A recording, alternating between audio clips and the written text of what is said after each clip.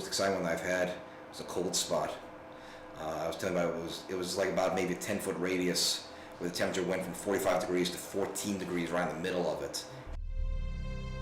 Since the dawn of civilization, mankind has had a fascination with the unexplained.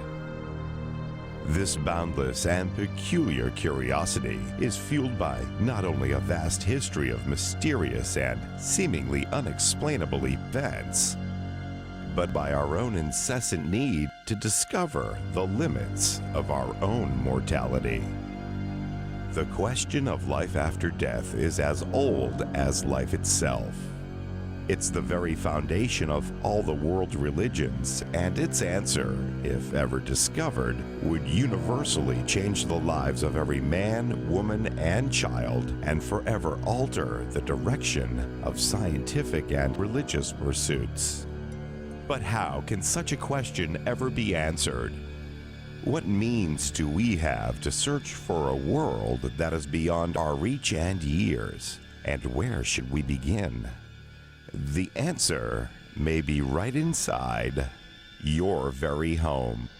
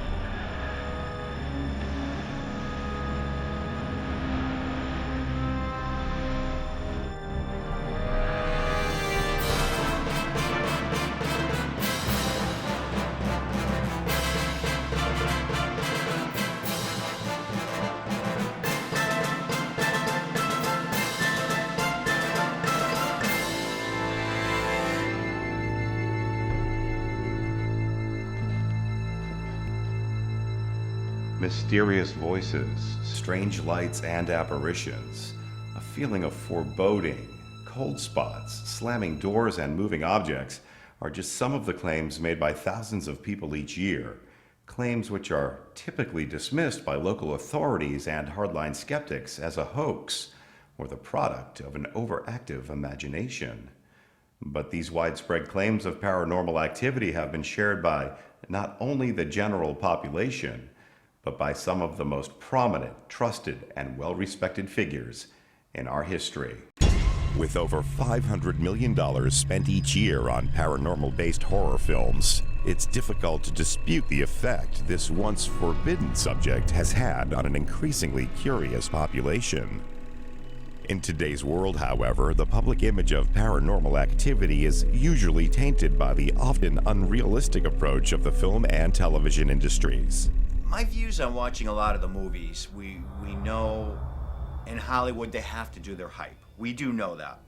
But there's many movies that I've watched over the years and sat back and I watch some of the things they talk about, some of the scenarios they recreate. And I can look at that and just sit back and go, they did their homework, and they did check into some of these things. I mean, is there always going to be Hollywood hype? Yeah. Do I understand why? Yeah. People love to be scared.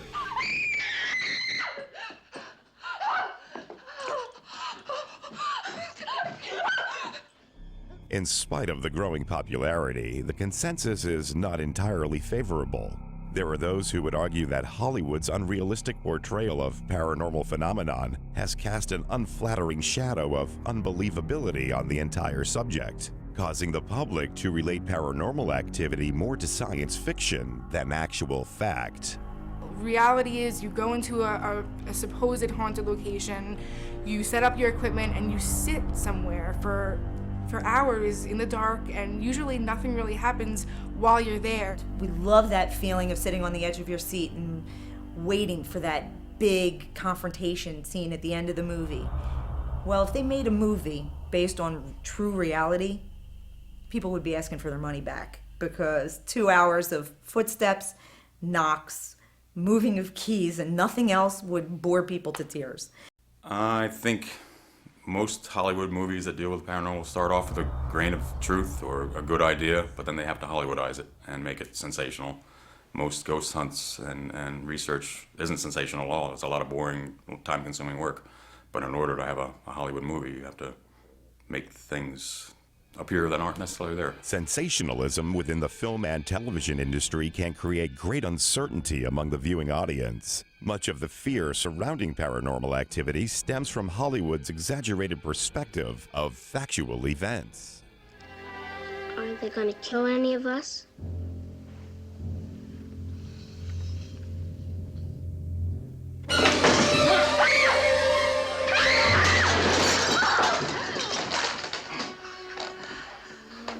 Don't ask it when. I don't want to know. I think it really creates a lot of fear. I mean, I admit I was very scared of ghosts for many, many years, until once I experienced it and I started reading on it, and I realized there really wasn't a lot to fear. If you learned more about it, you'd be a lot safer. And I think that the movie industry wants people to be scared of these things, instead of looking for help and wanting to be able to coexist peacefully. Like they said, to sell a movie, they have to bring the fear up. But I think it just makes our job harder to discourage the fear. Regardless of the Hollywood and media viewpoints, paranormal activity is a very common and respected subject throughout our history. Although not widely popularized, there are many prominent historical figures who, by their own admission, not only experienced paranormal activity, but actually sought out encounters with the spirit world. But where did it all begin? How long has the world been experiencing this unusual phenomenon? And what sources are there to shed light on the history and creation of these perplexing claims? It's possible a significant piece of the puzzle might just be found here. Unearthed during an archaeological expedition in the summer of 1839, these historic tablets portray a tale that is not only the earliest paranormal reference on record, but also the oldest story ever written. A story known as the Epic of Gilgamesh. The Epic of Gilgamesh is a very significant story in terms of paranormal history, not only because it gives us clues as to the human condition of the day, but it also shows us that thoughts of existence from beyond the grave were not uncommon. They were a significant part of people's everyday lives, and they were taken very seriously. The tablets tell the tale of the warrior king Gilgamesh and his unyielding quest for not only supreme control over his kingdom, but also for the secret of immortality. During the course of his reign over the city of Erech, Gilgamesh befriended Enkidu, a man who, for all intents and purposes, was Gilgamesh's physical equal in terms of strength and fighting ability. This made a huge impression on Gilgamesh, and rather than try to destroy him, he thought it wiser to befriend him and join forces. The partnership was successful, and the warrior team became quite famous for their unstoppable success in battle. It was after one such battle, however, that Gilgamesh's true quest would be realized. Now, directly following a horrific battle, Enkidu falls ill and eventually dies. And this had a devastating effect on Gilgamesh, not only because he lost his dearest friend, but because it brought him face to face with the fact that he wasn't indestructible. This terrified him, and he fell into an all-encompassing quest to find out if there was a new world after death to conquer. That quest was soon fulfilled. After many weeks of searching for answers among the seers and prophets of the time, Gilgamesh had an encounter that would rest his mind at ease. Now, I don't know if the gods took pity on him or not, but Enkidu appeared to Gilgamesh and told him all about the secrets of the underworld, what to expect after dying, everything that Gilgamesh wanted to know. Now, of course, even if this tale were based on factual events, which could have been, the encounter that Gilgamesh had with Enkidu likely would have been strictly psychological. Meaning, here you have a man in Gilgamesh who is distraught, emotionally overwrought, desperate to find the answers to his questions. So it would have been more than likely that he would have made up the whole encounter with Enkidu. He would have probably imagined their whole conversation. But regardless, the story shows us that encounters like this, or at the very least, tales of encounters like this, were documented to have happened over 5,000 years ago. Although the Epic of Gilgamesh provides some clues, the nature and progression of when true ghost stories originated is still unknown. What is known is that the interest and popularity has clearly manifested within individuals for centuries. And to this day, word of mouth continues to be the proven catalyst in which these stories are passed down and urbanized. Stories, legends, and accounts of unexplained phenomena continue in modern day and will as long as the quest for an understanding of mortality is craved by the human mind. However, there is one historic account which has left an impact so powerful as to have lasted more than 3,000 years and shaped the popular conception of ghosts all the way into the mid-20th century. The story of Stoic Greek philosopher Athenodorus. Athenodorus Canonides was a really interesting guy. Not only was he a widely revered philosopher and student of Poseidonus of Rhodes, who was probably the greatest polymath of the day, but he was also the teacher of Octavian, who later would go on to be known as Caesar Augustus. But in addition to his teachings, Athenodorus was also known for something more: his encounter with a ghost. A tale that was later documented by the Roman lawyer Pliny the Younger in a letter to his patron Lucius Sura. As the story goes, there was an old house for rent in Athens that was infamous not only for causing disease and sickness, but also for being haunted. So haunted, in fact, that skeptics that went to the house to observe it, to try to disprove the rumors, often came away petrified of what they saw.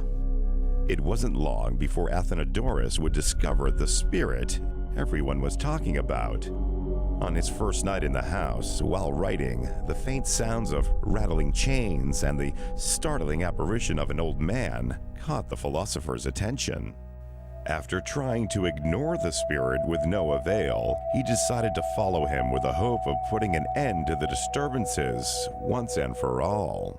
Athenodorus follows it out to the garden, where it points to the ground and then disappears. So the next day, Athenodorus gets permission from the town magistrate to dig at the spot where the apparition pointed. He digs it up, and he finds a skeleton wrapped in chains. The belief in afterlife existence has not only been one of the primary influential factors in the cultural shaping of our history as humans, it's also the fundamental basis of every one of the 19 major world religions.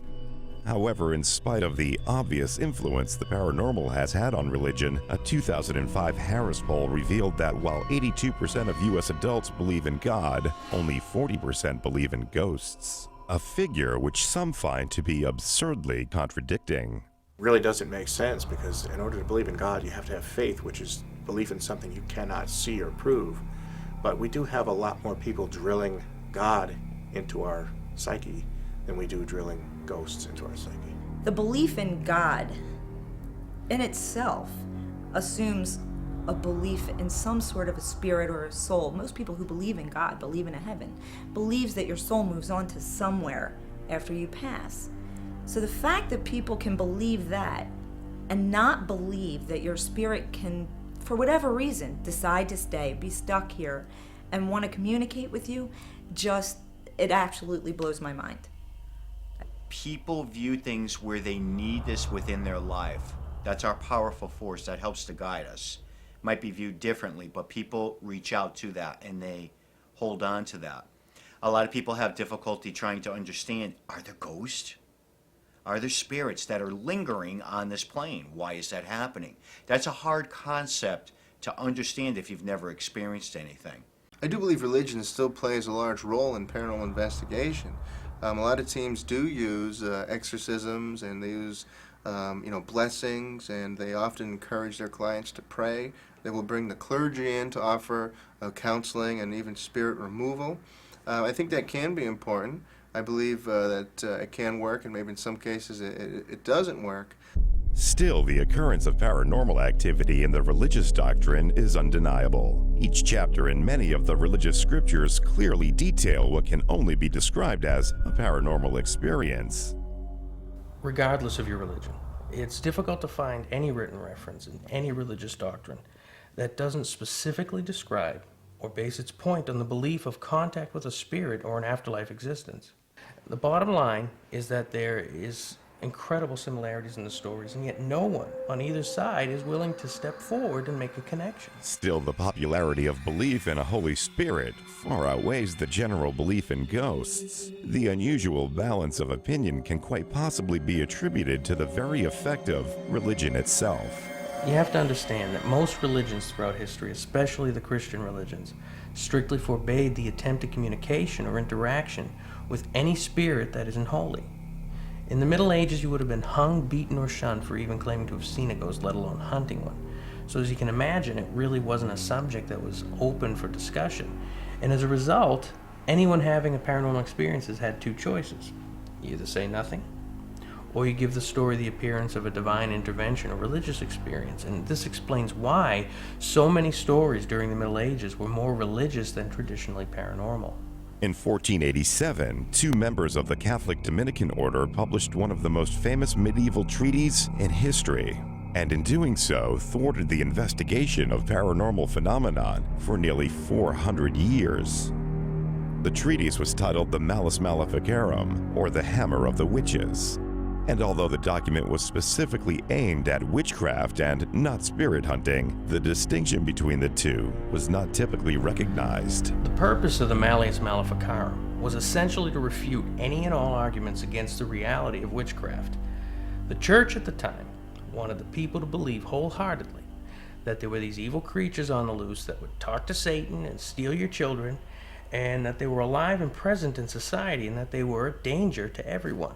In addition to the propaganda, the Malleus Maleficarum was also used as a training tool for the town magistrates and contained detailed instructions on how to capture, convict, and kill anyone suspected of being a witch.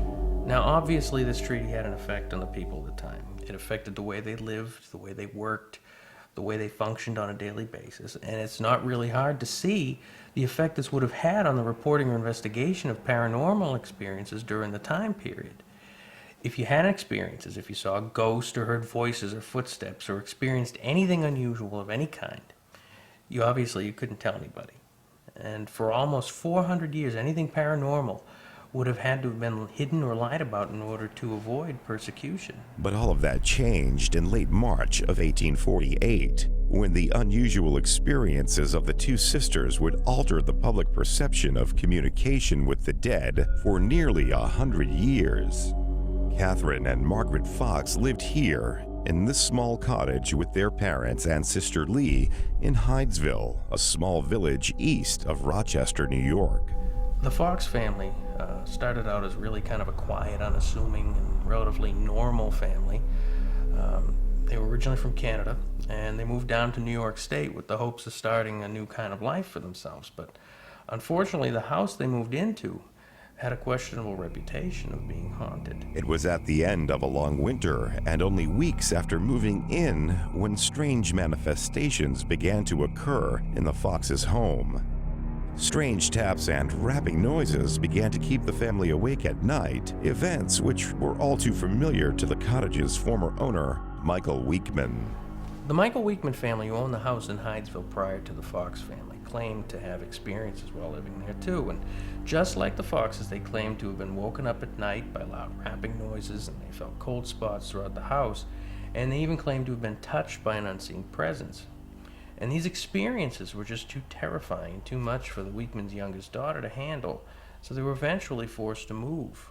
On the night of March 31st, 1848, the disturbances reached their peak.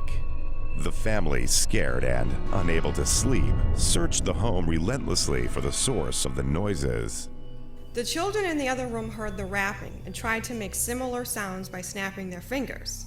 My youngest child, Kathy, said, "Mr. Splitfoot, do as I do," clapping her hands. The sound imitated, following her with the same number of raps. When she stopped, the sound ceased for a short time.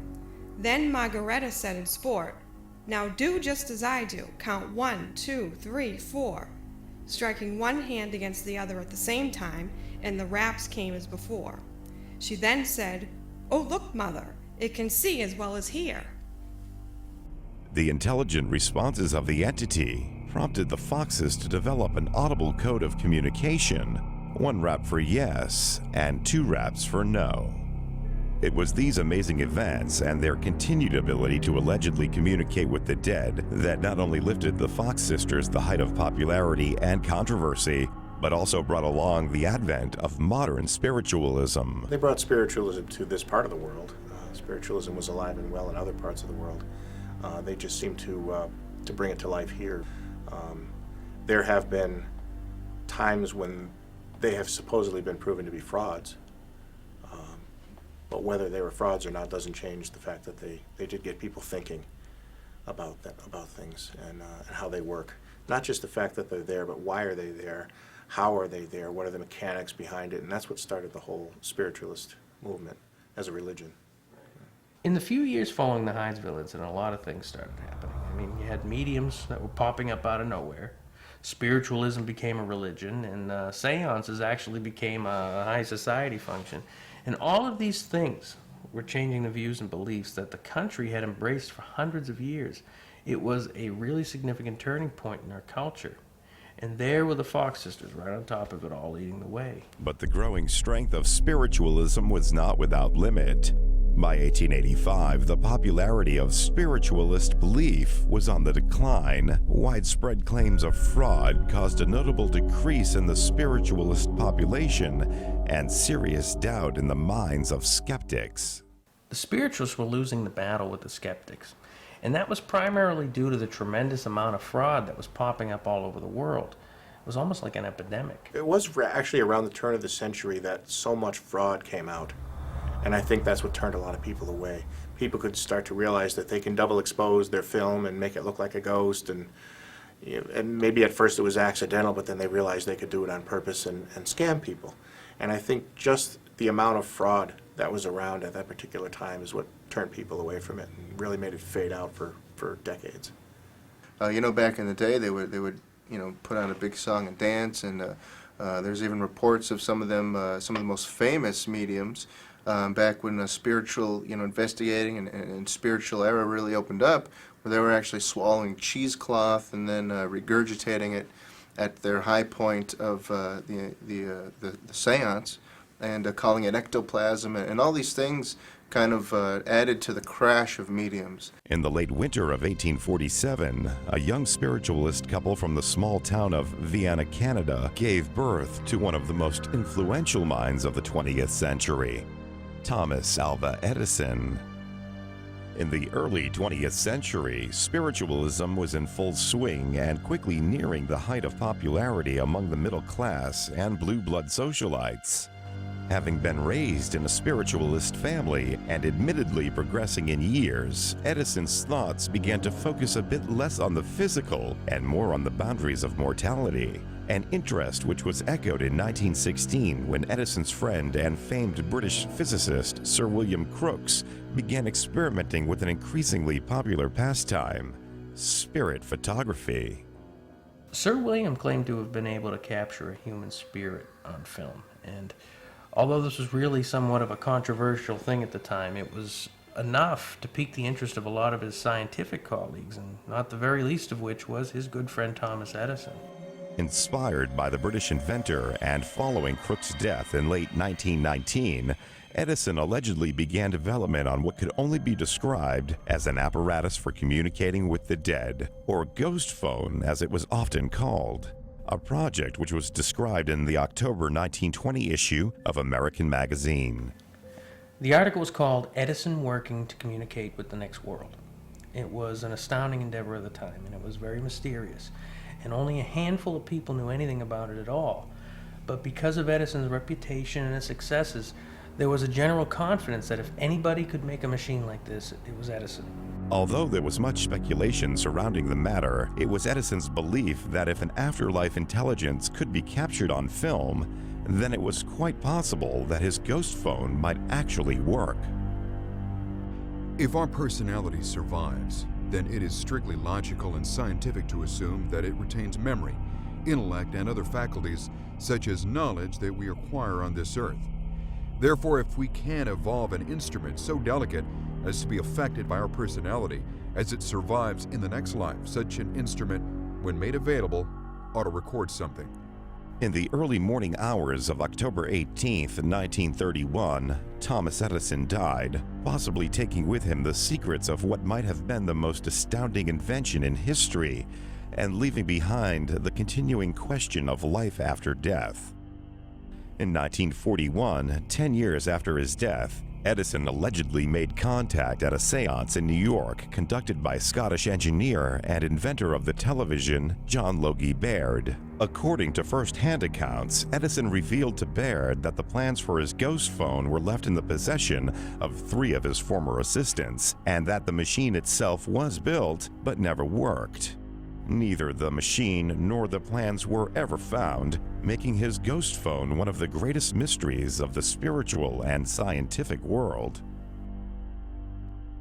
Harry Price was not only an engineer and a writer and photographer, he was also probably the most controversial ghost hunter of the 20th century. And when he was 8 years old, he witnessed a stage performance by a magician and potion seller known as the Great Sequoia. And it was this performance that sparked his interest in unexplainable things and really shaped the work he would do later in life. By the age of 15, Price had his first of what would be many encounters with the paranormal when he and a friend decided to investigate the rumors surrounding a local manor house in Shropshire County. After hearing the rumors about this alleged haunted house and being the inquisitive person he was, he just wanted to find out if they were true. So like any curious teenager would do, he and his friend locked themselves in this house overnight to see if anything would happen. And they didn't see anything in particular, but during the night they heard noises coming from the upstairs room and what sounded like footsteps descending the stairs. In an effort to capture the entity on film and prove the haunting, the pair set up a powder flash camera at the base of the staircase and waited for the sounds to reoccur. Well, they waited for about an hour, and the footsteps eventually returned. And he flashed the camera and got the plate developed the next morning. And although the picture showed nothing but an empty staircase, the investigation was a very significant breakthrough to Price because that was the day that he considered to be his very first actual experience with a ghost. Although he was unable to capture evidence of a haunting scientifically, the experience alone fueled his interest to continue his research and develop better and more efficient scientific methods of collecting and documenting evidence. Harry was always looking for new experiences and different research subjects, and he was always experimenting with different paranormal phenomena, and the public opinion of what he was doing was usually skeptical at best, but it really didn't matter to him. He was determined to find the truth, even if it meant discrediting a lot of the mediums and witnesses he worked with over the years, which unfortunately was just about everybody. In the summer of 1923, while on a train from London to his home in Pulborough, England, the investigators' luck would change. when he met a 22-year-old medium named Dorothy Stella Cranshaw, who openly told Price about the paranormal experiences she had been having. She was experiencing all sorts of strange phenomena, from rapping noises and chills to objects flying around the room, and she told him all these things were driving her crazy. Now, to Price, the description she gave of her disturbances didn't really sound like a haunting to him. To him, it appeared as though this girl had some kind of mediumistic abilities and was causing these incidents herself. And this excited him because he finally found what he hoped would be an authentic medium test subject. The experiments conducted with Cranshaw over the next few years yielded a variety of results, which in 1926 were documented in a journal Price had written entitled Scientific Experiences with a New Medium. More than a dozen seances were conducted by Price and Cranshaw in 1923, and in front of witnesses at one sitting alone, Cranshaw produced all kinds of phenomena, including levitating and collapsing a table, moving objects around the room, and Price kept detailed records of these things in his journals, and he made note of not only the ambient effects such as temperature fluctuations, but also that Stella was capable of manipulating the telekinetoscope that he made to test her abilities. For years to come, Price's reputation would have to hold firm to the notion that through his work he would someday be revered as a pioneer of paranormal research. Although a good deal of Price's time was spent exposing and debunking frauds, colleagues and members of the Society for Psychical Research in England tried their best to discredit and tarnish his reputation. The American branch of the society, however, held their own opinions. As you can imagine, a man who made a career out of discounting and debunking the abilities of alleged mediums would without a doubt, over time, become a very unpopular person in the world of mediums.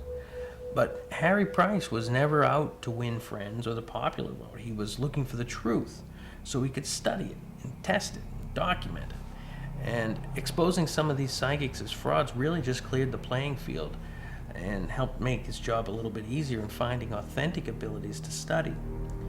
In 1928, acting on an invitation from a local newspaper, Price became involved in a case that would sustain the efforts of his life's work for years to come: the Borley Rectory in Essex. Price had a great interest in the Borley Rectory, mainly because it was considered to be one of, if not the most haunted locations in all of England. He eventually leased the house from the owners in order to conduct a round-the-clock investigation, which actually, all in all, lasted about 4 years.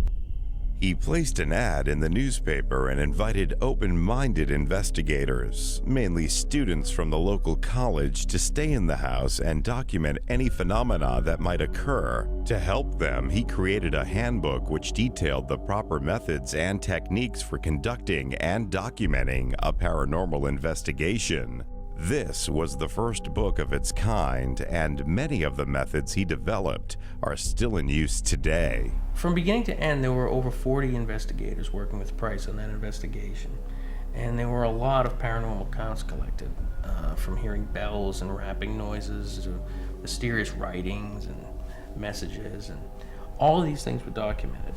And the methods he used to gather this evidence and run his investigation essentially established a blueprint that paranormal investigators would be able to use for years to come. Despite the controversy surrounding his work, and regardless of what his former colleagues would claim even after his death in 1948, Price left his mark on the paranormal world. Whether they realize it or not, his work is emulated by investigators worldwide every day. And he was probably the biggest influence the field of paranormal investigation ever had. 35 years ago, when we got involved with this work, we had very basic tools. We had our little cassette players and 35mm cameras. But one of our key and essential tools was bringing somebody in that was gifted, psychic, or a medium. Well, the difference between being a psychic and being a medium, psychic ability is the ability to tune into a living person, an object, a place, and to get impressions and images from that. Being a medium is using that same psychic ability to communicate with those who have apparently passed before us. So in other words, you can be a psychic and only a psychic, but in order to be a medium, you do have to be a psychic first. It's like you have to walk before you can run. Psychic or medium, it's difficult to dispute that both possess an inconceivable ability that tends to draw the often unwelcome attention and criticism of skeptical minds. As humans, we find it in our nature to challenge the unknown and criticize the things we often don't understand. Psychic ability is certainly no exception. However, regardless of what true abilities these individuals may possess, the burden of proof is theirs to bear.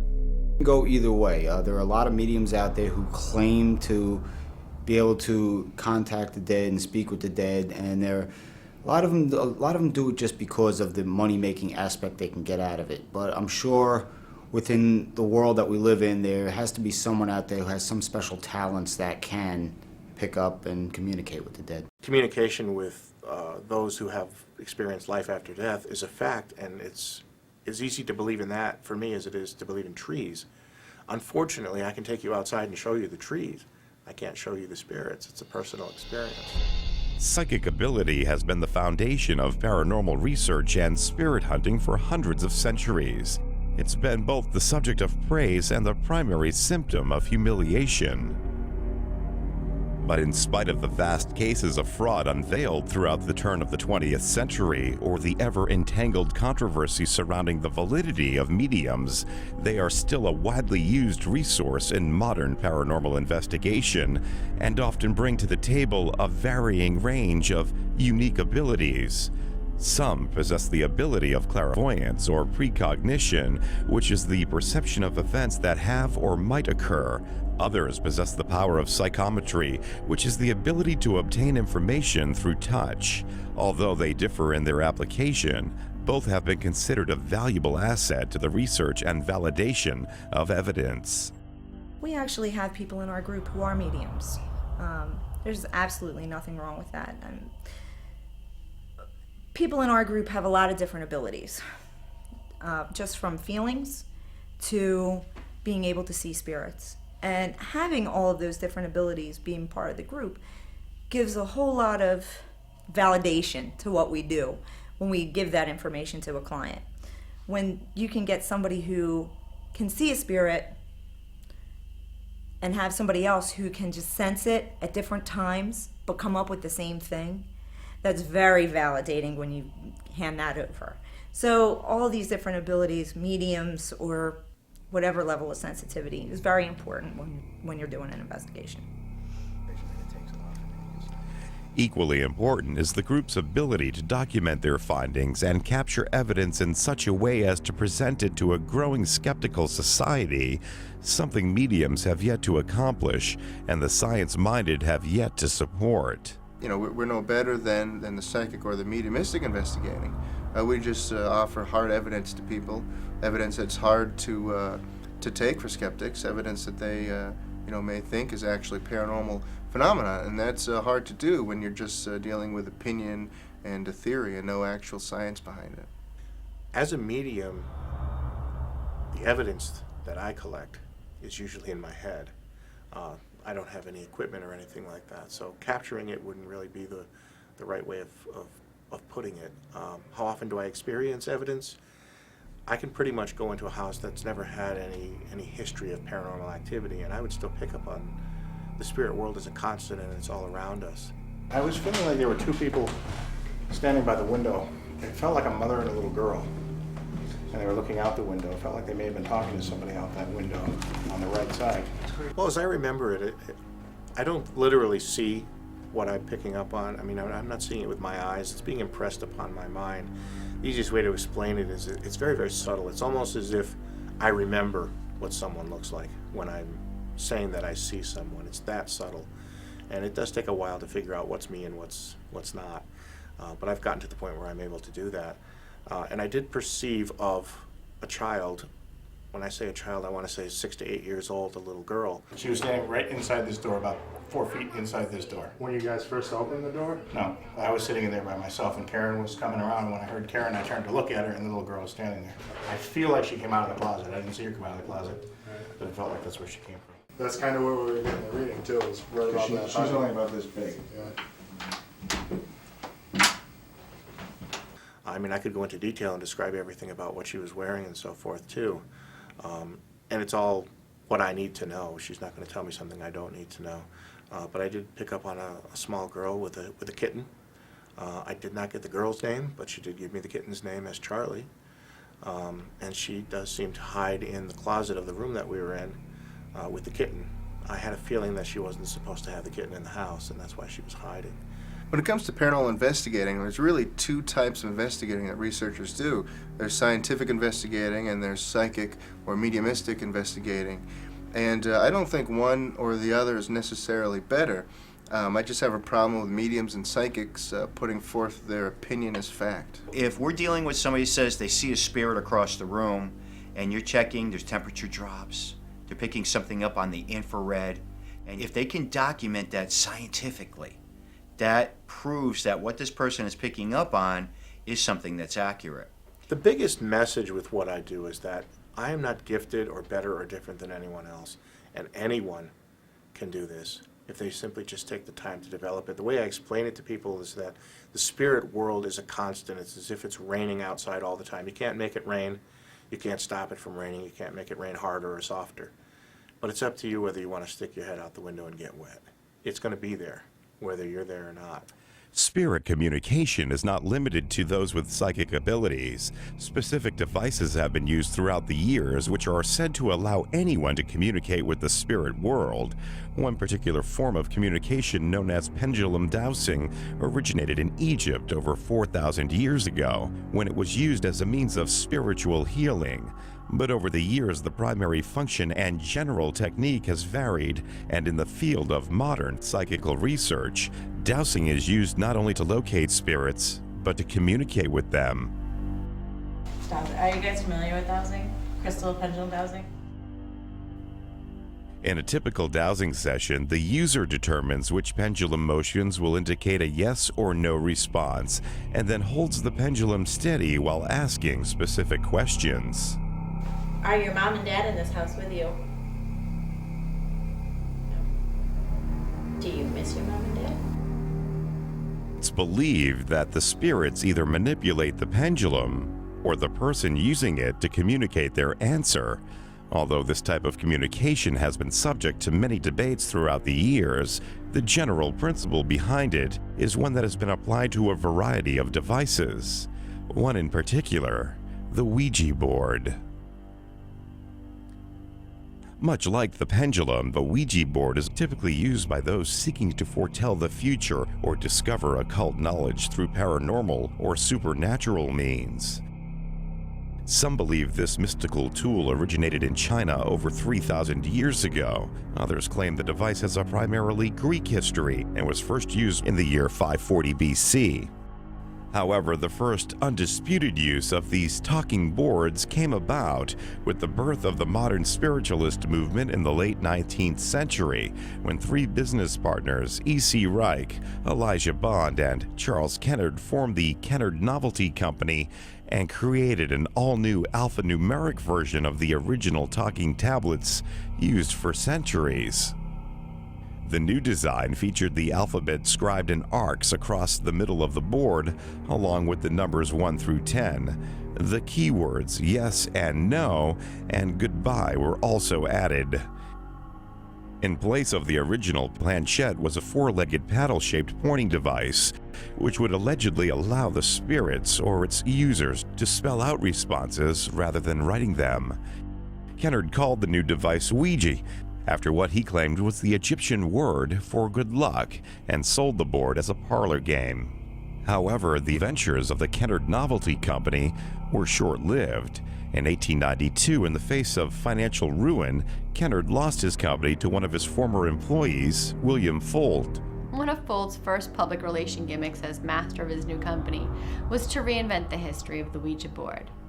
He said that he himself had invented the board, and the name Ouija was in fact a fusion of the French word oui for yes and the German ja for yes. But it's much more likely that the name came from the Moroccan city of Oujda. Middle Eastern cities were in fact very popular during the late 19th century. During a Ouija session, users sit with their fingers placed lightly on the edge of the planchette or pointing device in the center of the board, and questions are then asked aloud. Okay, now somebody ask a question. Oh, by the way, if you ask a silly question, it won't answer. According to those involved, any willing spirit present at the time spells out their responses by moving the planchette over the appropriate letter. Of course, this phenomenon has yet to be proven scientifically, and many skeptics doubt the board has any spiritual significance at all. The Ouija board is really just a pressed cardboard. It has no connection to the spiritual world. I don't see them as the evil things that some people do. That, oh boy, if you ever touch one, you're going to be haunted for the rest of your life.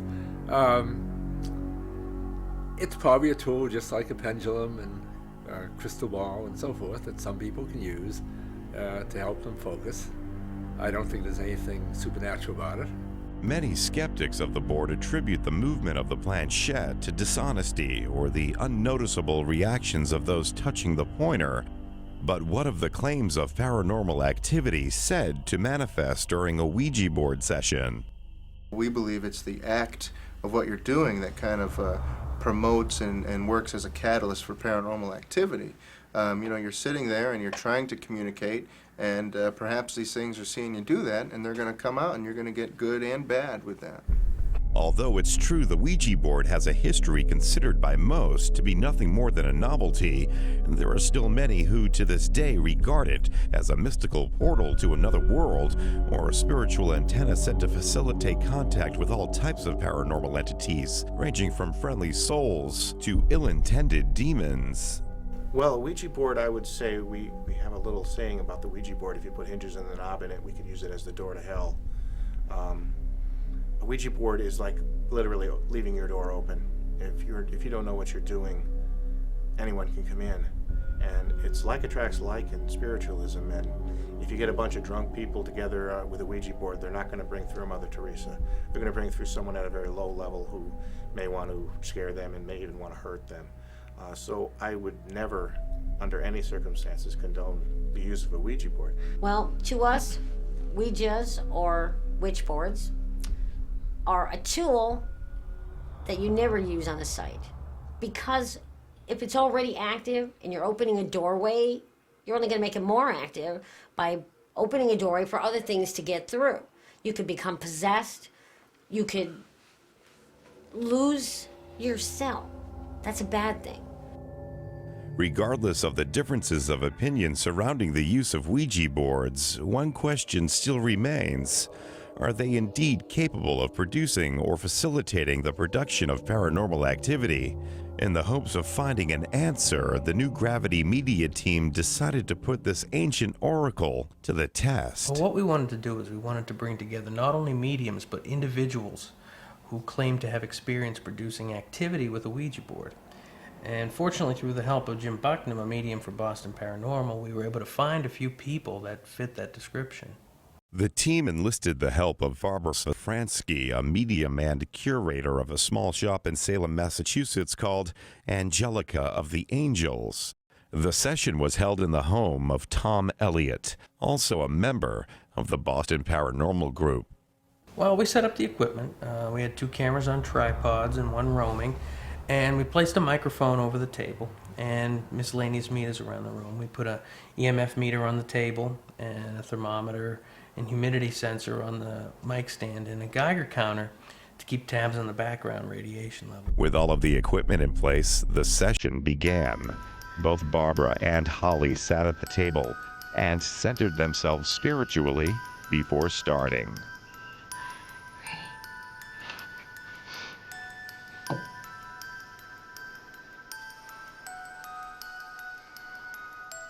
Well, at first it started out relatively slow. The pointer was moving and it was selecting a few letters here and there, but it wasn't really spelling out whole words. See.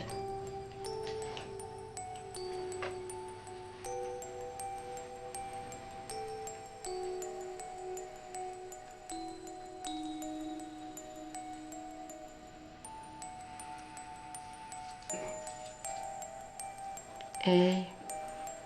And from time to time, the pointer would slide right off the board onto the table.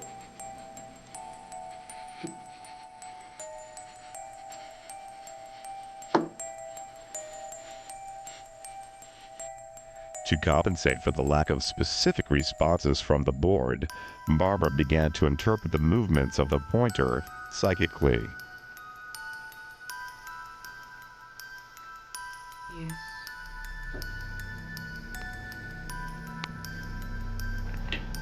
She wasn't getting much in the way of understandable responses with the board, so she started to interpret what was happening on her own. Have you left us? I had a Frank and a William that came in.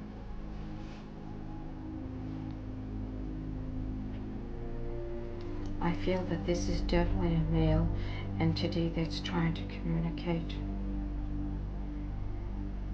It was right about this time that the pointer started moving off the board regularly. And it was moving around in circles on the table. So eventually they just took the board off the table altogether and let the pointer just run haywire.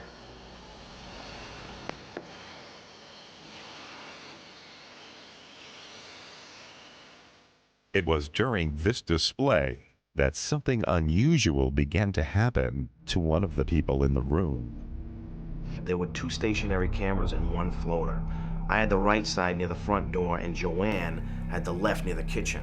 I was doing a close-up of the Ouija board and the tri-field meter, and that's when I heard a thud behind me, kind of like someone was being slammed into a door or something. I turned around and Jim was up against the door, and by the looks of him, he seemed like he was in some sort of distress.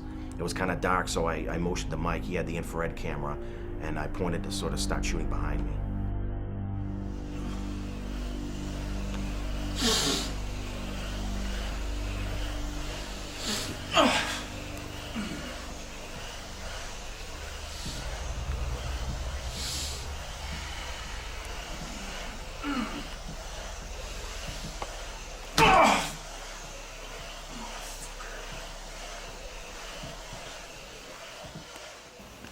I'm standing there filming, and Anthony gestured to me to look over at Jim, and when I turned to look, he looked like he had trouble breathing. So I switched the camera over to infrared, and I kept an eye on what was going on with him.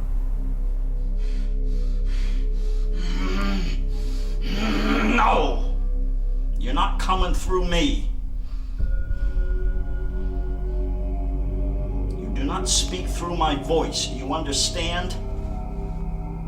You respect boundaries. Got it? It appeared as though whatever was communicating through the Ouija session was also attacking Jim Bucknam and trying to speak through possession. It was definitely an interesting experience. I mean, I really don't know what was happening there, or even if I'm convinced that there was any spiritual activity. None of the equipment we set up registered anything out of the normal, and of course that's not to say that nothing paranormal occurred. It just simply means that nothing measurable occurred. And I think that to study something like this takes time, and I don't know that we will ever be able to prove whether a Ouija board produces true activity or not, at least activity that's convincing to the general public. I think that it really comes down to one simple question. What do you believe? Much like mediumistic ability, a basic belief by those involved is fundamental to the overall perception of a successful Ouija or dowsing session. But for a haunting, belief is typically the end result. A haunting can manifest in many forms and occur for a variety of reasons. Although the symptoms of each separate case can be similar in nature, they often have a defined pattern which researchers use to establish a generic haunting classification. Among the most common classifications is a phenomenon known as a residual haunting.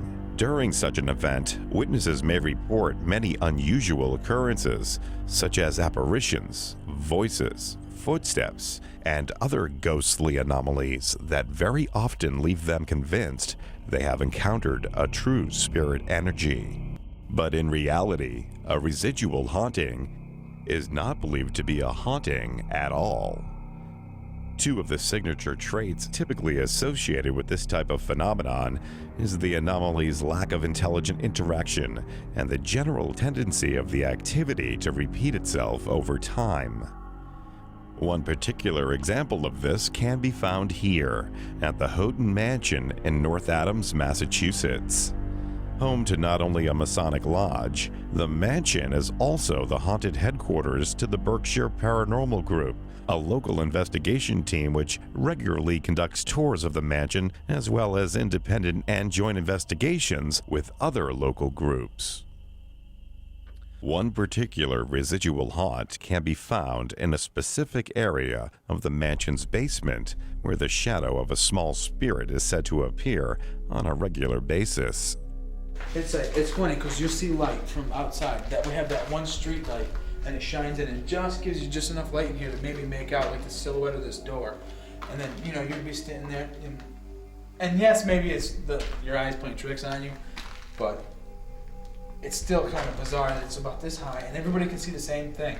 It comes out. Sometimes it'll like just peek out around the corner like this, and you can see it block the light, and then it comes back like this, and then you see these little light sparkles sometimes, and sometimes the little shadow, it comes out like this, you can see it, and it disappears, and who knows, sometimes we think maybe it comes out to, so we don't know. There were about 5 of us down in the basement, and we set up our chairs, and my group had infrared cameras that we set up to point down to the doorway, and we just sat there and waited. What did you think you saw occur? Something come out around the wooden edge, the edge of the wooden. How far? Halfway up, Like a shadow? like the width of a head. Now it's totally dark. Somebody flashed on the light. See how dark that is now? I mean, it could be your eyes are tiring too, from staring. Yeah. After a while, people started mentioning that it looked as though shadows were starting to move, but when I looked down at the camera monitor, I couldn't see anything out of the ordinary. So it seems as though if you sit in the dark for an extended period of time, your eyes are going to eventually play tricks on you. But I used to go UFO hunting with Betty Hill. Yeah, you'd be staring at a star or a light off in the distance in the woods, and you know how your eyes move, and you suddenly see it start dancing, but it's not moving at all. It's your eye movement. Right. It's very hard to control. Many believe a residual haunting to be the result of traumatic or high-energy historical events which are said to imprint themselves on the atmosphere and replay when the environmental conditions are correct. Although these claims have yet to be proven scientifically, there are many investigators throughout the world that base their research on the strength of theories such as these. Another less common haunting classification is a phenomenon known as a poltergeist or noisy ghost. Unlike a residual haunting, poltergeists can show obvious signs of intelligence since they very often interact and center themselves around a particular person or object. The very nature of poltergeist activity is the physical manipulation and often destruction of property. Therefore, it can, at times, pose certain physical dangers, and many investigators recommend that any investigation of this type of activity be handled cautiously. Although some believe poltergeists to be nothing more than telekinetic energy manifested through the victim's own subconscious distress, others believe them to be separate spiritual beings which find pleasure in the torment and harassment of others, or possibly lost souls desperately trying to gain our attention. Despite many years of study, a conclusive determination surrounding poltergeist activity has yet to be made. One of the less common but more popular classifications is what's known as a traditional or intelligent haunting. Unlike a poltergeist, a traditional haunting typically centers around a specific location and can portray a wide range of unsettling activity, which can encompass all of the physical and visual attributes of the other paranormal classifications. But there's one defining characteristic that separates a traditional haunting from all the others: the inclusion of a human or inhuman spirit. The The apparitions and manifestations encountered in a traditional haunting can appear in a variety of forms. They can be as subtle as a cold spot or faint odor, and as vividly present as a bright ball of light or full-bodied apparition. Although the true form of these entities is not entirely known, many have their own opinion on why they appear the way they do. It seems what the spirit is doing is projecting its image to you. It's projecting itself the way it sees itself. In other words, it may be projecting a mirror image as it knew itself in life. Or if it's a spirit of an inhuman nature, it's trying to make you believe something that it may be somebody from the Civil War dressed in Civil War uniform, or a small child. And incidentally, sometimes spirits wear not just period clothing, but bizarre clothing as well. They wear very minimal clothing, very, very plain, drab clothing. Most of the time you hear of the stories, people are not dressed in modern style. They don't have a modern appearance to them. They're sort of old-fashioned or a different era. There could be a few reasons for this. One reason is it could be a residual style haunting, meaning it's just sort of a playback in time, not aware of time and space. And these are usually, according to case study, 100, 150 years old or so. That may be one of the reasons.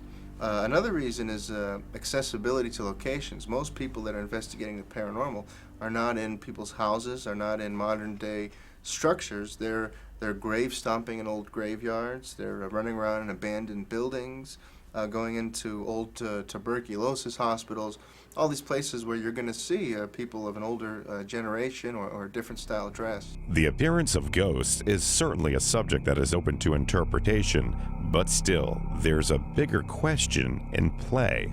Why do these hauntings occur? Tales of apparitions and ghostly manifestations are thousands of years old. If these personal encounters are indeed the souls of those who have passed on, why do they linger? And where do they come from?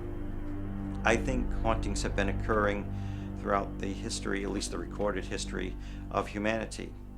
I think there are other dimensions that we don't totally comprehend or understand, and that they're concurrent with our dimension. And sometimes there's a bit of a time lapse or a crossover with these dimensions. I think that's essentially one of the main reasons that hauntings do occur. A lot of it could be geopathic energy. A lot of it is just shifts in energy. You know, you have a house that might be standing dormant, nobody lives in it. It might go for years unhaunted, then a family moves in, they bring in kids, they might bring in energy, positive or negative, and it's kind of like lighting a torch in the middle of the woods. Sometimes it'll attract energy of the same kind. You may be missing that element of unfinished business or untimely death, or you kind of need some sort of attachment, I believe, for a spirit or ghost to still be lingering there, and maybe we're just missing that. In spite of the calm and quiet nature of some hauntings, entities can at times be far from peaceful. There are many researchers and psychics who believe that demons can play a large role in the spiritual infestation of a haunted location. Those troubled by demons or inhuman entities are very often the cause of their own infestation. It's believed that certain types of spiritual activities, such as seances and spirit communications, can open portals to other dimensions and allow these entities access to our world. They usually opened up the doors somewhere along the line for that spirit to enter their lives. Were they playing with the Ouija board, tarot cards? Were they doing seances, spirit communications? These are all doors. And once those doors are open, spirit can come in. And spirit attracts spirit, whether it's human spirit or something on a negative level. However, many skeptics equate the subject of demons to nothing more than a fairy tale or ancient mythology. But are these beings real? And what is their purpose in their torture and torment of our world? You know, the way I look at it is they are evil. They're conscious entities that are out to create destruction, chaos, and that's really what they're after. When you deal with an inhuman entity, it's usually focused on a specific family member in a specific home, and they're trying to break down their willpower. They're trying to break them down, and they're trying to make them miserable so that they can infest them. They are at war with certain positive forces, and personally, I believe because we're God's creation, They are very envious of us because we've been given the gift of life and free choice. And that's why negative demonic hauntings occur, because it's a war against us and against God, our Creator. The symptoms associated with a demonic haunting can range from small, insignificant manifestations to significantly more pronounced and dangerous activity, such as human possession. Well, when you deal with lower level demons, you're basically dealing with something where they'll do little mischievous things and they'll flutter about, and I call it the flutters.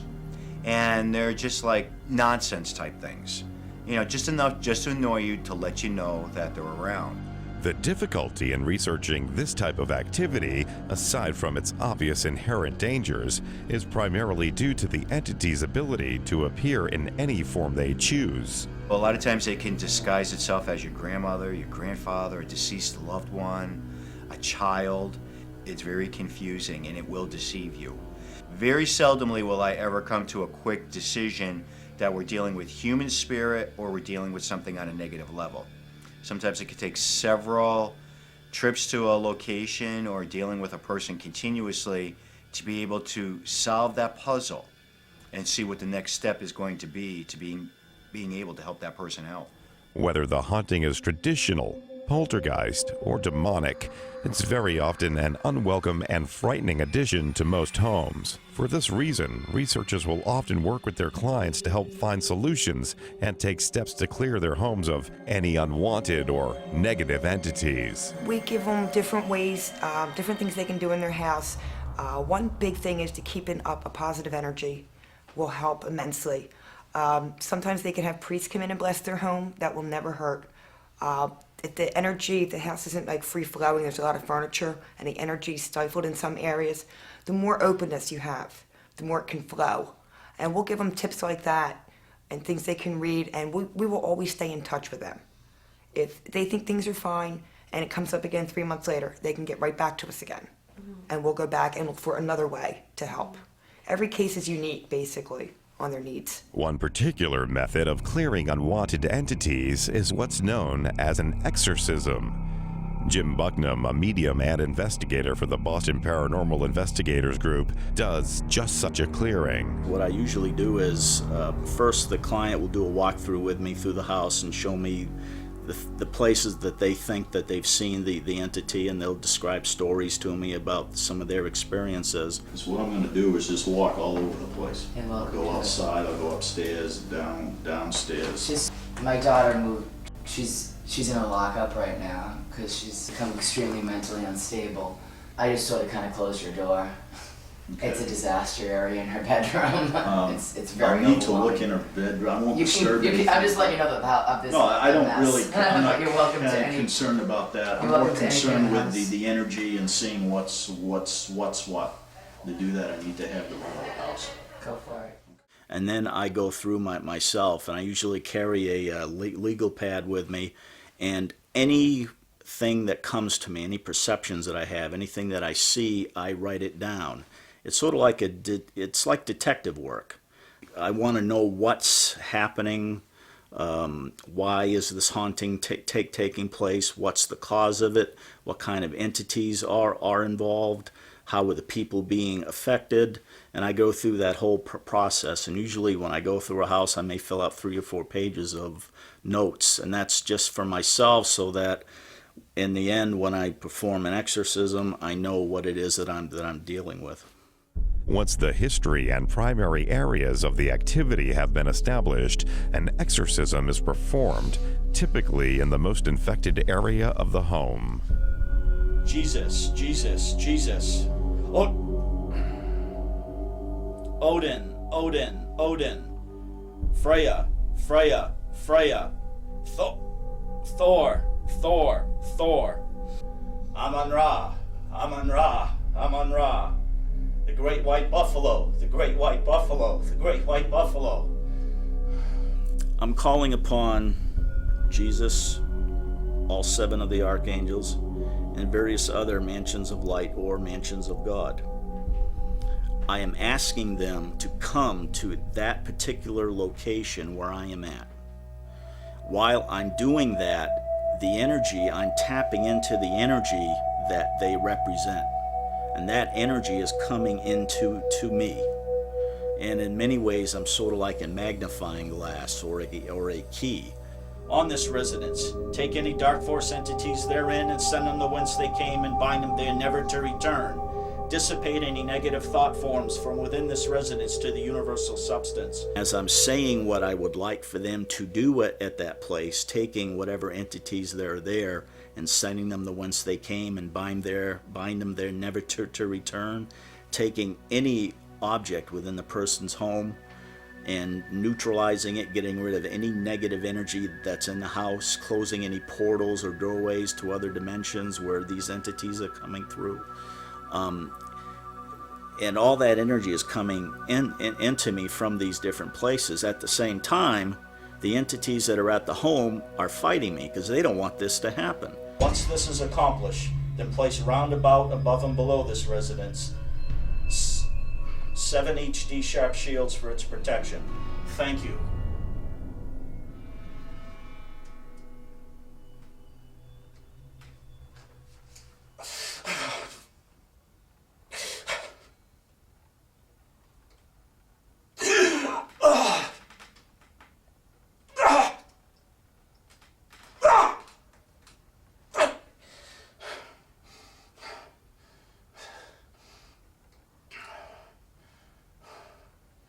It used to be when I first started doing this, I'd get stuff thrown at me, I'd get tripped, physical stuff. Now they've stopped that, and it's more of a sort of psychic pressure. They're trying to force you to stop, and they don't want me to do it. I may get pains in my stomach or various other pains throughout my body as they're trying to force me to quit. But that's when I just got to sort of buckle in, and I continue to say the prayer that I'm saying. And when I'm finished, I say thank you, and all this energy that's been built up in me from these beings that I've called upon is suddenly released, and it puts what I've asked to be done into motion. All these entities are literally taken to the place that they have earned, that they have justly earned. It begins. Many psychics who have seen it says it sort of looks like a white tornado going through the place as it sort of sucks everything up. And it's done. It works every single time, guaranteed. And the place is clean again. Little by little, more and more, it'll start getting better and better. Most people who have experienced it say, wow, there's a big difference in how the place feels. The energy's better. People sleep better at night. The entities are gone, and they don't come back. Psychic or scientific, medieval or modern, the fundamental symptoms associated with a spirit encounter have changed little throughout the years, and the experiences reported have done far more to inspire artistic imagination and poetic license than they have to quell the doubting claims of what remains to be a widely skeptical community.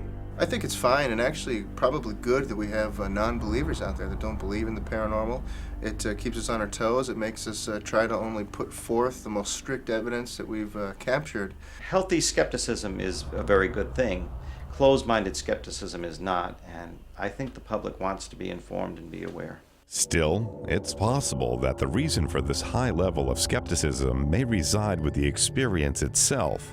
Although volumes of purported evidence are captured by thousands of investigators each year, the most significant and convincing evidence remains to be largely personal.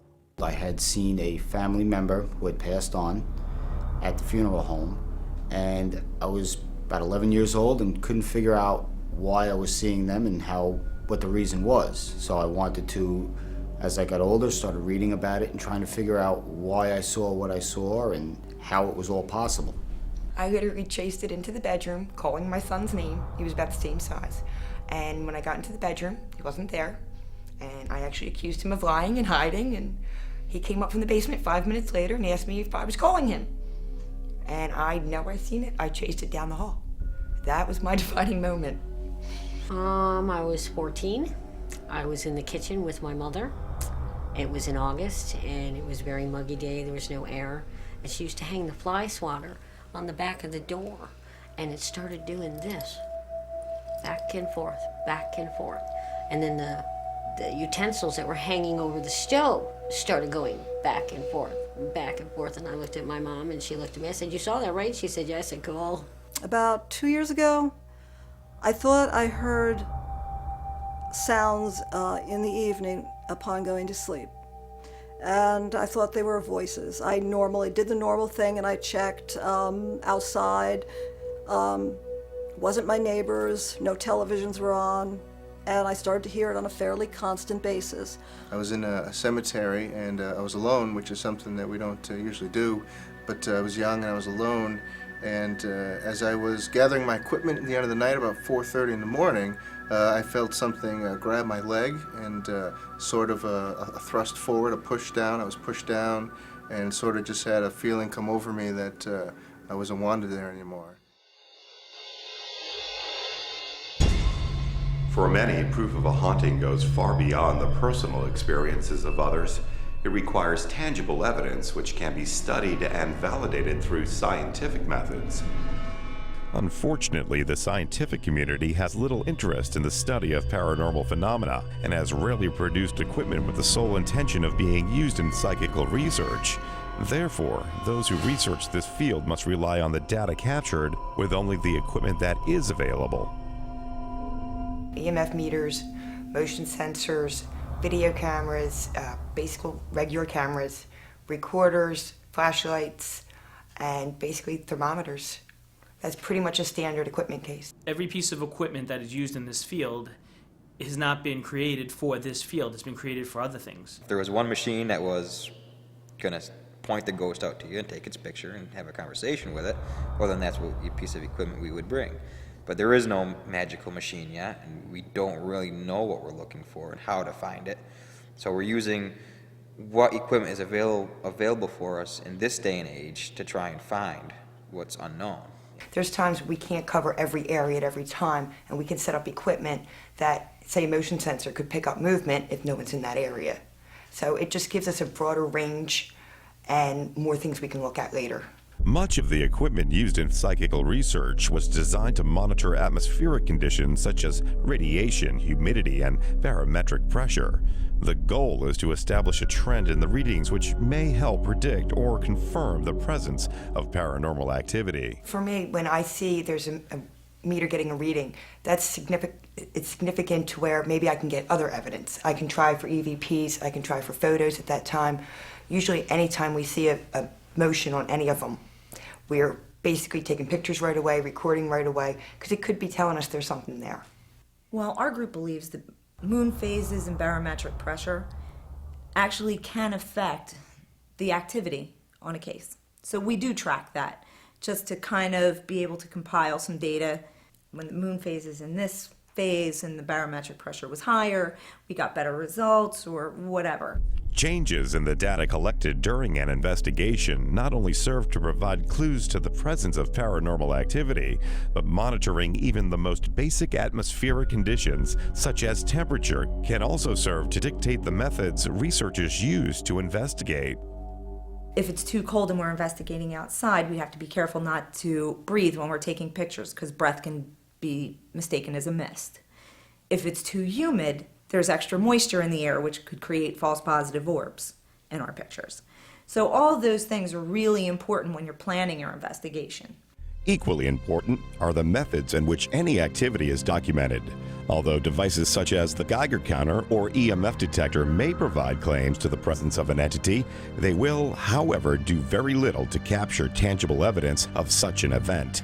For this reason, researchers must rely on a more traditional method of documentation. Photography. Are these photos proof of an afterlife existence? Or are they merely the product of dirty developing solution and an overactive imagination?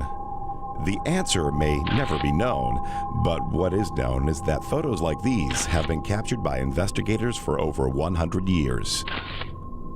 They have been the subject of countless debates and in some cases controversy. But are they real? Although photographs of full-bodied apparitions are still relatively rare, the capture of what some believe to be actual photographic evidence of the paranormal has increased over the years with advances in photo technology. Though film cameras are still used and at times preferred by some researchers, the digital age has taken the field by storm. Digital cameras, I think almost every paranormal investigator I know has one, and mainly that's because they're extremely easy to use. When you're on an investigation, you're taking pictures, you're able to see right away if you're picking something up. Well, for me, I've used both, and the digital camera is actually easier. You can get more pictures. You don't have the high cost of film developing. You can just get a broader range, and you're not as limited on investigations. Still, in spite of general preference and ease of use, the evidence produced by digital cameras leaves some to question their significance as source for truly convincing evidence. Digital photos are much easier to manipulate than those produced by film, and as a result are often disregarded by skeptics. Regardless of the preference, film or digital, the field of paranormal investigation has yet to produce an undisputed photo of paranormal activity. Look at the drapes in this one. Oh, that's pretty cool. That's awesome. Look at the other one. This anomaly, they said, shows up in just about everybody's pictures. What am I looking at, though? Look at the ring.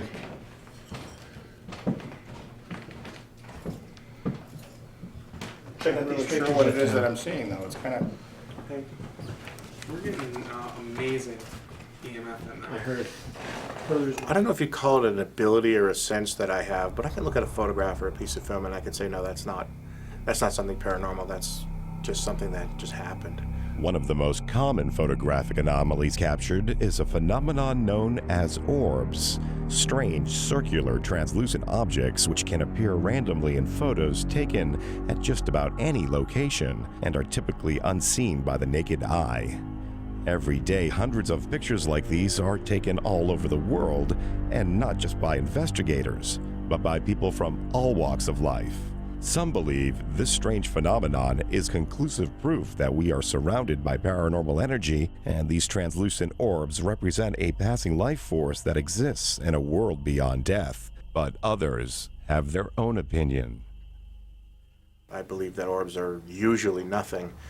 People say, well, they interact with us. We have to remember that insects will interact with us. They'll go toward us, they'll go away from us. And so will dust and moisture if there's static electricity. So until orbs spell out my name or something, I'm going to continue to be underwhelmed by that. When you see orbs in photos and on video, it's usually, in most cases, nothing more than dust or an insect. We've actually been able to recreate that in a laboratory. We've photographed spinning dust and dust in the air, and when it spins, it looks exactly like an orb. A true energy orb will emit its own light, will have its own pattern. It won't follow the wind or the direction of a breeze. A true orb is always perfectly round, is always somewhat transparent, and is going to show up in a picture. You may have 2 or 3 in one picture, but they're going to be scattered.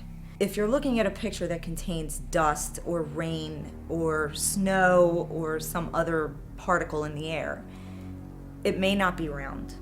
It may be solid. And you'll see them overlapping, some further away, some closer. They'll be much more dense in the picture than a true orb is. Most groups have their own opinions on the validity of orbs as evidence, and very often will avoid relying on one single piece of evidence as proof of a haunting. We tend to try and use evidence that has other evidence to back it up. For orbs, for instance, we generally, if we have just a single orb or even a lot of orbs, which is pretty indicative of dust, if we just have one orb and that's the only thing in the picture and there's the only occurrence at that time, we probably will end up debunking it. We're not really passing it off as solid evidence. We like to be able to say, not only was there an orb in the picture at this time, but there was a personal experience taking place. There was EMF fluctuation. We captured an EVP in the room at the relative same time as the orb. In other words, we're not just relying on one piece of evidence. If we have 2 or 3 things happening at the same time, then we're more apt to really say this is paranormal opposed to just something that is naturally occurring.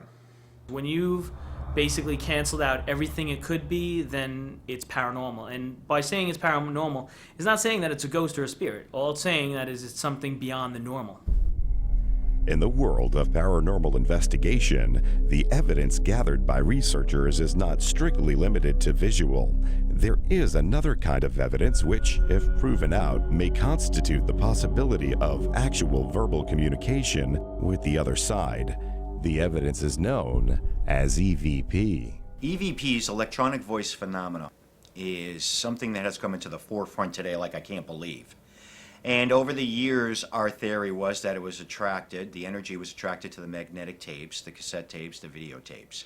But then we came along with the digital age. And I was curious to see what was going to happen. Today, now with the digital world, some of the EVPs that are coming forth are phenomenal. Full sentences. We're working on several investigations right now, and I had 3 people that have never gotten EVPs. And they're walking away with EVPs right now that are blowing me out of the water. I have asked an entity to say 2 words, and that entity, whoever, whatever it is, came back and gave me the 2 words. I've asked direct questions, I've gotten direct answers, I've asked linguistic questions, and I've gotten intelligible answers to the linguistic questions.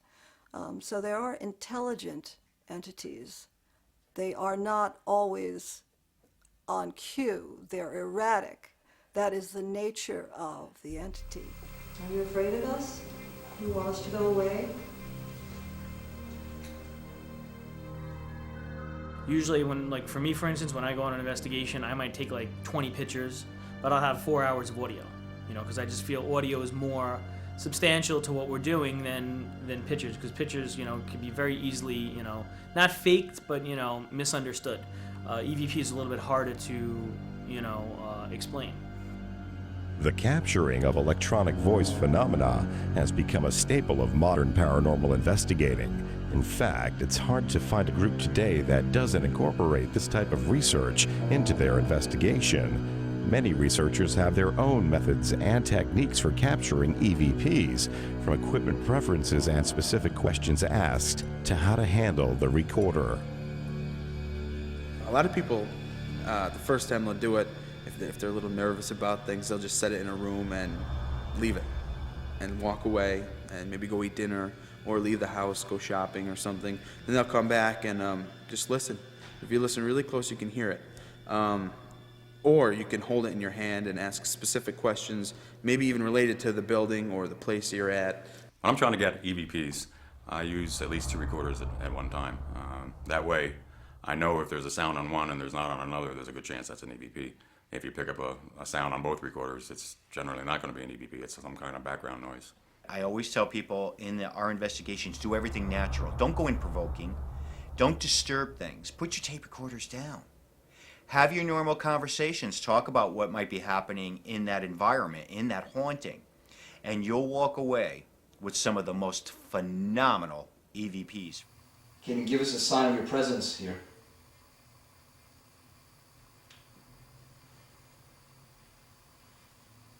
Do you like that we've come here tonight? Although techniques for capturing EVPs can vary from investigator to investigator, nearly everyone agrees that there is one specific environmental condition which must be met before any recording can begin: peace and quiet. When I go out and try and capture EVPs, I try and make sure I get the quietest atmosphere as possible. Otherwise, I won't do it. If there's noise, I just don't record. You can have someone in another room down the hallway whispering, and that will completely destroy any audio. Honestly, the best way to do EVPs is nobody in the building, especially nobody on the floor above you, on the same floor as you. That'd be the preferred way to do EVP. Nobody in the room. Necessary, I'll hold her.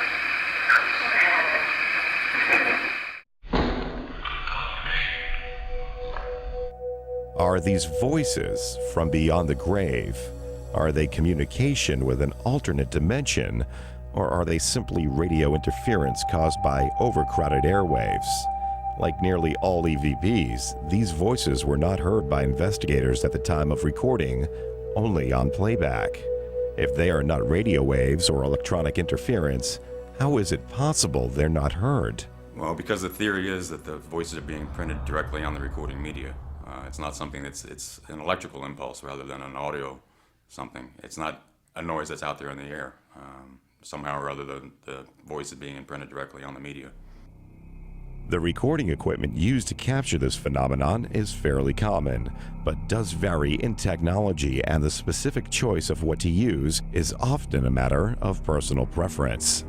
We use a variety of different things. Some people still use magnetic media, regular cassette recorders, but not generally. Pretty much everybody now uses digital recorders of one type or another. I have a wide variety, and everybody seems to like different ones.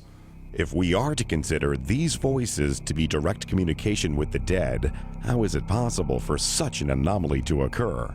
What connection is there between our world and an afterlife which lets these beings communicate this way? I think it's the way they're formed is some kind of thought process. My view of things is that thoughts are very real things, and they form very real things. And so somehow or other the voices are being produced by some sort of thought processes. That's why we're still researching it, because we don't really know. Unfortunately, the voices captured by researchers are very often unclear, and exactly what's being said is usually the object of intense speculation. Therefore, investigation teams find it necessary to classify the EVPs collected and grade them according to clarity. Class A EVP is one that's generally heard clearly by pretty much everybody over loudspeakers, over computer loudspeakers or something like that. And there's usually not much dissension as to what's being said. Class B EVP is, there's words being said, but it's not always clear. That's where the interpretation comes into effect a little bit. Some people think it says one thing, somebody says it looks like something else.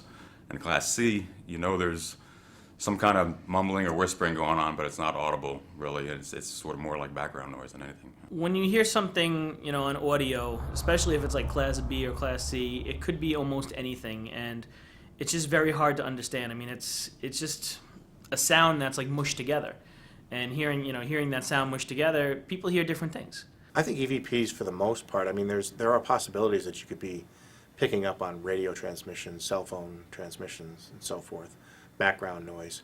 I've heard a lot of EVPs that, it could be saying one thing, but if you listen to it, it could be saying another thing too. They're not that clear. It's when they become very, very clear and concise that you need to take a look at them and consider them paranormal. I fully believe that they exist and that they're real in many cases. Many skeptics attribute the differences in EVP interpretation to a phenomenon known as pareidolia, a tendency of the human mind to make sense of random noises. However, others believe the EVP responses are far too specific to be random noise or caused by pareidolia. These aren't radio signals, and this is not noise that my mind is creating into being voices. It definitely is not that. That's one thing, because they're too vowel and consonant specific, and noise is not vowel and consonant specific. To find out if the interpretation of these voices are truly tainted by the opinions and experiences of the research teams, the New Gravity media crew decided to conduct a study with 10 volunteers of varying ages and occupations. Essentially what we did was we got a hold of 6 Class A EVP files, some of the best we could find, which were donated from 3 different investigation groups. And we played them for 10 volunteers, all of which who had no prior experience in paranormal investigation and who were not privy to any of the background information on the files. They didn't know where they were recorded or how they were recorded or who recorded them or what it was they were supposed to be listening to. To them, they were just audio files, period.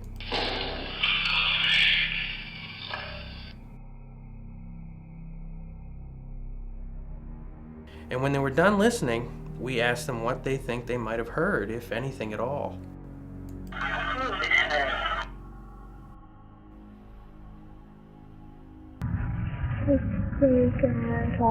It's Me, Grandpa was recorded in a cemetery during an investigation. It's just a good example of a young child's voice. In investigator wasn't trying for anything specific at the time. He was just at a grave and said, "Is anybody here? Anybody want to say anything?" And a little boy's voice said, "It's me, Grandpa." I thought I could hear a child's voice, a little bit garbled, and I thought it was to the final point was, "Go ahead and talk." All I know is that it sounded like a child could have been saying something. I don't know what. It was totally unidentifiable. A Move Your Head EVP was collected in a Presbyterian church in Trenton, New Jersey. The investigator just sat down in a pew and turned a recorder on to note that. She made notes when she moved. And a voice, very clear woman's voice, says, "Move your head," as though she'd sat in front of somebody in the pew. It was a woman, it sounded like a woman's voice, but I couldn't make out what the woman was saying. Just couldn't.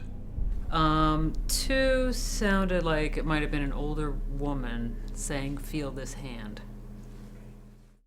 Damn you. The Damn You EVP was collected in a private house several years ago. It's just one that stands out as very loud and clear, and you know exactly what it is. When we play it at seminars, we don't introduce it at all. We just say, "Here's this voice," and obviously everybody knows what it is. Damn you. File 3, I clearly heard someone say, "Damn you," and it was almost too clear, and it didn't seem real. That's not to say that it's not, obviously, but it was just clear as a bell. They were either saying "damn you" or "AMU," which I don't know, maybe Alabama Methodist, something. When the study was over, the results fascinating. 2 of the files were agreed upon unanimously, and the other files, while most agreed there were voices present, had difficulty hearing what exactly was said. Unless it's a really clear EVP where there's no doubt as to what's being said, it's open to interpretation a lot of times. One of the interesting things we noticed with the study was that almost everybody agreed there were voices present. And almost everybody agreed on the gender of the voices. But when it came to determining what was being said, there were only 2 files that absolutely had no question. But I think it's important to note that it wasn't just the EVPs they couldn't understand. They even had trouble understanding some of the human voices that were present. And, you know, maybe there's something to all of this, but what we need to do is we need to pay closer attention. I think that the fact that there's voices there at all are undeniable and pretty impressive, but what's the cause? I think that's the real question. Well, again, I think it's some sort of a thought energy, whether it's being specifically directed and formed somehow on the other side and produced physically here. Photographic or audio, in spite of the vast quantity of evidence historically collected by researchers, the field of paranormal study has yet to produce a single piece of universally undisputable proof. Could it be such evidence doesn't exist, or is the problem in the hands of the researchers? Again, being a skeptic, I've met a lot of mediums. I've gone to places like spiritualist churches and so forth, and I still have not come across one piece of evidence that has been at all convincing to me. I think it's very difficult for paranormal researchers to capture true evidence because these things, you just can't turn them on like a light switch. There's no rhyme or reason as to what they're doing or when they're doing it, unless we're talking about a residual haunting. But for the most part, it's very difficult to be there at the right time and get these things to interact with us and capture the evidence. Although a majority of the theories and principles purported by investigation groups have basic scientific position, they're still far from being tangible. And in spite of the hours of planning and preparation, evidence can still turn up where it's least expected. Just such a situation occurred during a joint investigation at the Colonial Inn in Yarmouthport, Massachusetts. Well, my friend Rob Tremblay of CERT Investigations called us in and wanted to confer on this haunted inn. And because Sandra and I and Andrew deal essentially with inhuman spirits, I mean, we do all facets of paranormal investigation, but our specialty is inhuman spirits. He called us in to confer and investigate with him. I saw her through here. Karen's been sensing her too. What exactly did you see? I saw a woman out there taking care of flowers. Which is the same thing Karen explained. Full apparition? Pretty much, yeah. Was sounds on the stairs leading to the cupola? Yeah. We'll have to check that place out. Now, of course, an investigation of this magnitude takes at least several visits, and we were there once. And we did experience some minor activity. We did not obtain any EVPs, but there were some photographic anomalies, which we're still looking into at this time. Among the various evidence collected during this investigation, one of the more unusual and somewhat controversial pieces was in fact captured by one of the New Gravity media crew members during a routine EVP session. We were in a small dining room area conducting an EVP session. It was basically a question and answer session where we were asking, is there anybody who would like to communicate with us? Is there anyone here that would like to communicate with us?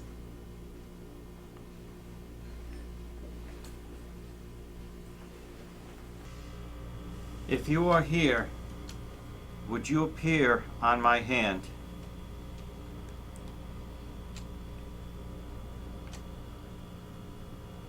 Essentially, while we're doing that, you may not get any results unless you're doing coupling, you're doing more than one form of communication at a time and data at a time too.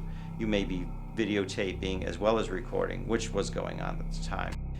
Sandra and I were essentially using magnetic tapes to try to get answers, and our results on audio proved inconclusive. We didn't really get any answers per se, but it was interesting, and it takes a lot of patience because you're sitting down answering questions, which is different than a seance. We are not the vehicles that it's communicating through. Magnetic tape is. During the EVP session, something unusual began to occur.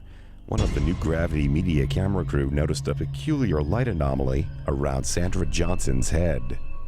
Well, I was standing at the end of the table, watching the EVP session, and we had about 7 people there. And at one point I looked down to the camera monitor to check the shot, and I saw these little green lights flying around Sandra's head. And they came out for a few seconds, and then they disappeared, and then they came back. And at first I'm thinking it must be a lens flare or from the lamp in the background or something like that. But when I looked closer, I could see that there were actually 3 lights, and they were all going in different directions, completely independent of each other. And that's definitely not characteristic of a lens flare from a single source. Are these lights evidence of spirit activity, or are they simply a camera malfunction? I can tell you what it's definitely not. It's definitely not an insect. We would have known if it's an insect. We would have been able to see it if it was that close. And one thing my wife Sandra does not like, and that's insects around her face. If I had insects flying at my face, into my eyes, I would notice them. I would have noticed that. I have to say I didn't experience anything of a negative nature or even a positive nature. I didn't hear anything. I didn't see anything. Quite honestly, I saw nothing. When that was going on, I was kind of sitting in the background doing my little observation routine and just kind of feeling it out and watching as they did their EVP session. And there was nothing seen by the naked eye. I think anybody that was in that room could attest to that. I did not see anything. You know, there were no bugs flying around. There were no light glares that were obvious to me. It may have been a camera glitch. I do not know. I can't explain it. But I know it was not the result of the camera moving, because the camera was basically stationary at the time. And the anomaly wasn't conducive with the way the camera was set, and it seemed to be independent, moving on its own. As to whether the anomalies are paranormal in nature, I really don't know. It's interesting that, you know, we were asking for proof of an entity's presence. Maybe this was this entity's form of communication. It was giving us a visual sign of its presence there, because we didn't wind up recording any EVPs. Since the capture and validation of evidence is primarily reliant on the environment and methods of which it's collected, effective leadership, knowledge, and cooperation among research team members can be vital in determining an investigation's success. Wait a minute. Come down here for a second. Loop it through the banister and go straight up. Yeah. Here. Because this way you're just going right through the middle of the banisters. You got the tape? Yep. Oh, hold on a second. A significant understanding of the equipment used and an overall plan for a projected outcome is not only essential to a good investigation, it's the sign of a good investigator. I guess we could try it out and see what happens. If it doesn't work out, we can always switch it. Really, I think it just, the biggest thing it takes to be a great investigator, or to be a good investigator, would be honesty. You need to be honest. You need to be able to be honest with the people that you're working with, and you need to be able to be honest with yourself. I think in order for someone to be a good paranormal investigator, they definitely need to be of sound mind, pretty free of psychiatric trauma or physical trauma as well. You need to be able to get about. But most importantly, I think you need to have a good grasp of all your senses, and I think you need to be level-headed, and I think you need to have the ability to just relax, because a lot of times you're going to go in these places and be there for 10, 12 hours at a time and not find anything. And as long as you have a good attitude and you can be there and just have fun with it, you'll never get disappointed. The proper setup and positioning of equipment is undeniably a crucial part of almost any scientific investigation. However, knowing exactly where to place the equipment is usually nothing more than an educated guess. To deal with this contingency, investigators typically rely on the client's personal experiences and the recorded history of activity to guide them. We get there, we interview the homeowner or the family members who are involved to get a feel on what the house is about, you know, what's going on, to sort of have ideas where we should set up our cameras. You know, because like this one here, we got it, it's Right, it's facing taken here. right. Maybe if we can get one like over here and face, you know, the other open area. Well, right now, there's a refrigerator in the corner here. Old refrigerator, that's what we got now. It's looking down the hallway toward the steps. You put another camera in this, like the camera's here on the refrigerator top. Put a second camera over here facing down the hallway. Yes, yes, that's what I mean. You got it. Okay, no thanks. problem.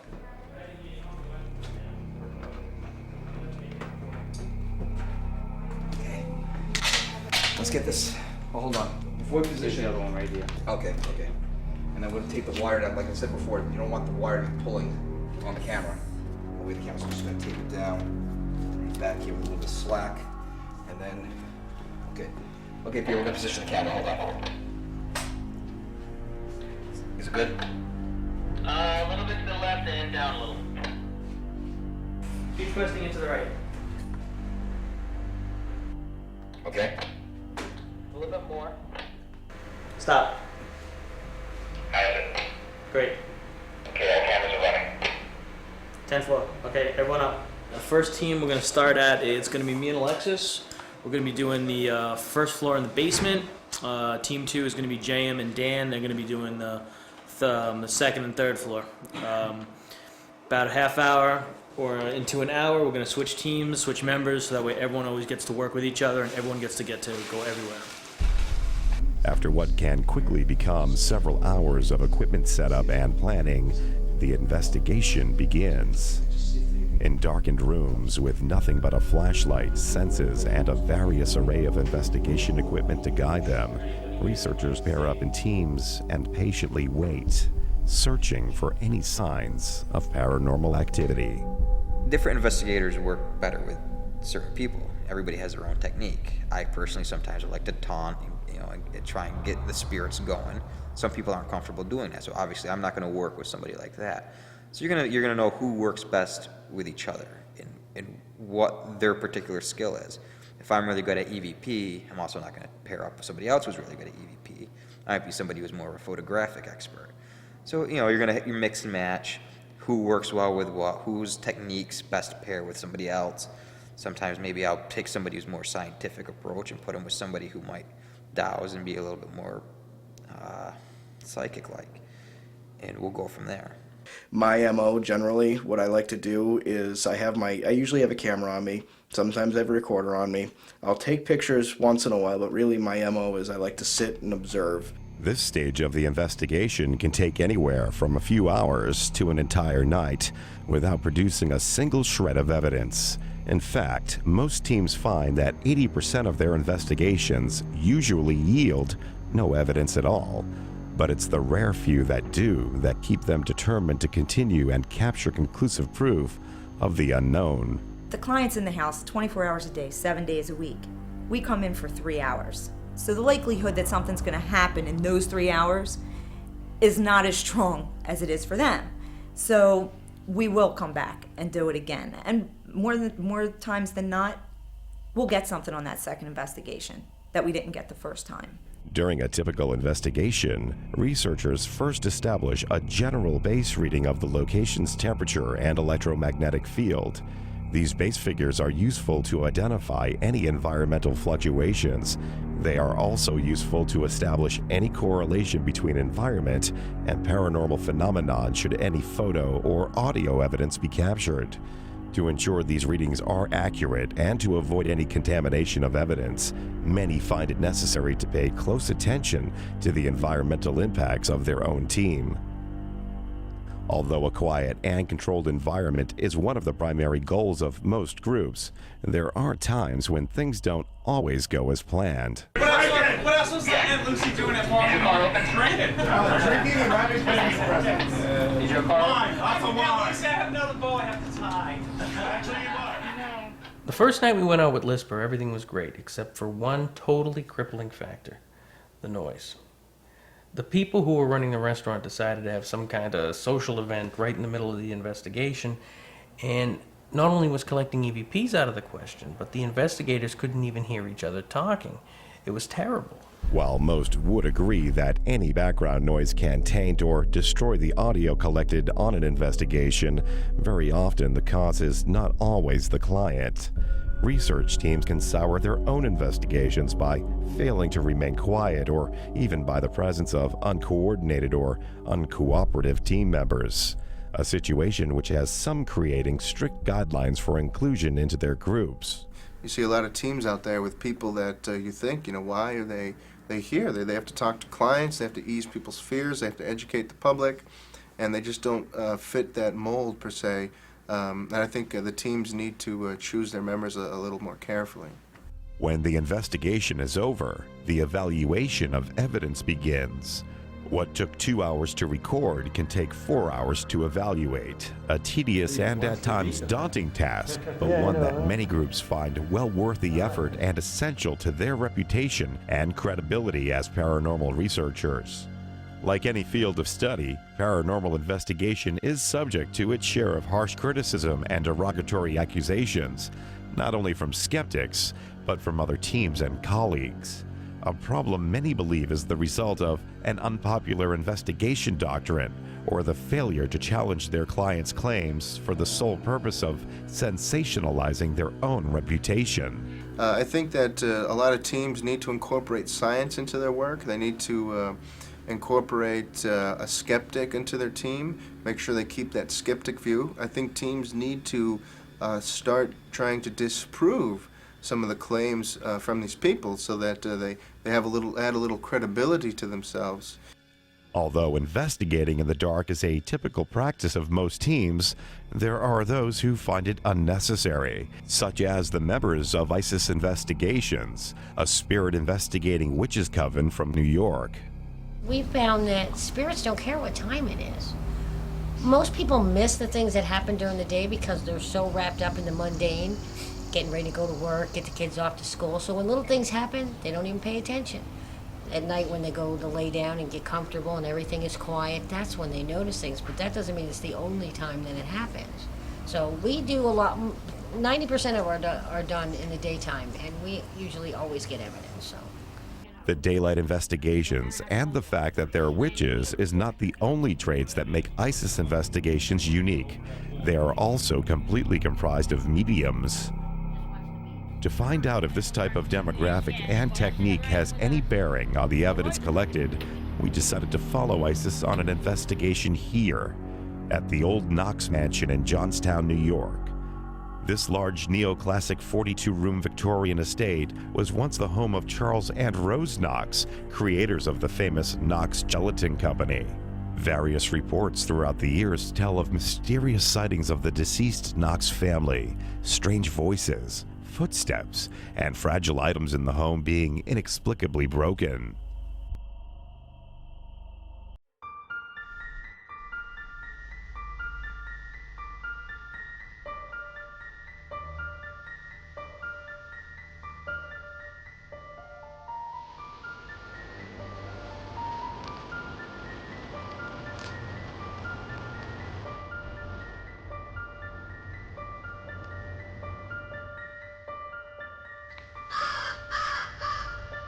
Very cool. Good sign.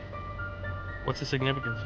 Well, a hawk is messengers from the gods, and raven is messengers from the dead.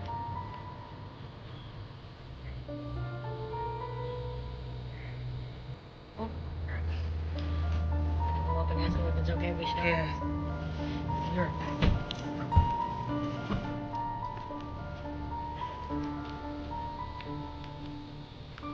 While Patricia and Dana contact the owner of the home, the rest of the team prepares for the investigation, unaware of what might await them inside.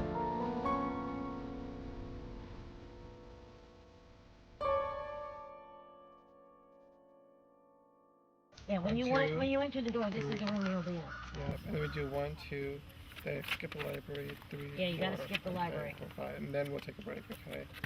Yeah, you start with the gold Hello. room. Hey, darling, how are you? Good. Gold room, so... Hey, Marty, this is Justin, Hello. Satish, Robin, Angela. We don't want them to get preconceived notions. Right. Okay. They always go in cold. Okay, guys, let's go. So gold room first, Pat? Gold room first. None of the mansion's history or details of the haunting, however, are given to the team prior to the investigation. They are also instructed to investigate the mansion's library last. This is done to avoid any preconceived opinions which may contaminate any evidence collected by the group.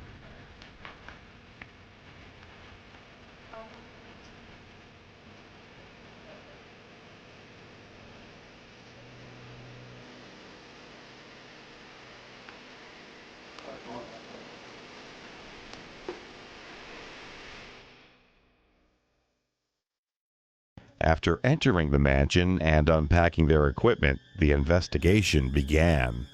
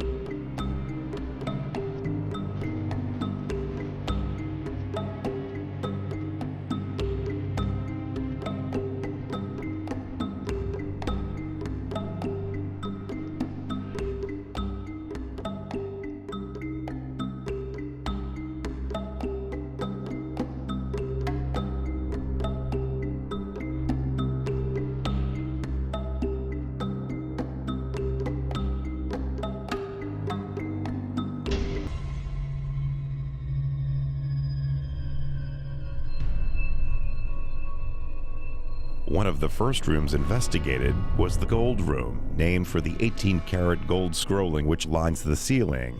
Several members of the investigation team made claims to sensing the presence of a woman and possibly a small child, which they believe occupy the room. It was hard to get like a solid image because there was so much and the house was filled with so much stuff, but that is where I picked up an image of like not a child, but a youngish woman and then a young male child there, like around the piano. And I also picked up on, a Native American woman, but that wasn't something that we were able to verify with any of the research afterwards. The images Angela picked up on were not only verifiable through the home's history, they were also sensed by another member of her team at a different point during the investigation. If there was any object in that room that she was most close to, it was the piano. But to say that the piano and her are connected to the house, or if she's just connected to the piano and the piano is not from the house, it was hard to differentiate or discern at that moment. Although claims of activity in the gold room were not able to be documented scientifically, they were reinforced by other team members who claimed to have had temperature fluctuations in and around the piano area. Actually, when I first came in here, I had a pretty good fluctuation in front of the piano. It stayed consistent the whole time, but then I got really hot and it sprung right up to 28 to 32 Celsius. And then it went back down, it was normal the rest of the entire time. Directly adjacent to the gold room is the mansion's dining room, also the subject of synonymous psychic impressions. Here, 3 members of the team felt the presence of a maid staff that used to work at the mansion. When we got to the dining room, I said, I do sense the history of this room. It reminds me of like maids walking around. And right below it, I wrote down that I feel a sense of sadness in the room, and the word loss came into my mind. I'm not sure what kind of loss. And my first guess was I thought there was a loss of a young girl in this room. I'm not so sure. And then as we did the history, yes, that's what I felt. And because, again, we went in cold, we didn't know what the history of the house was. And then after the history was done, we realized that she did have, children that did pass away very early. And and Angela and I were just talking about this, and we were thinking that for a very wealthy family, the burden of looking after the kids probably fell on the kitchen help and the maids and so forth. And they probably would feel sad being more connected to the child if the child does pass away.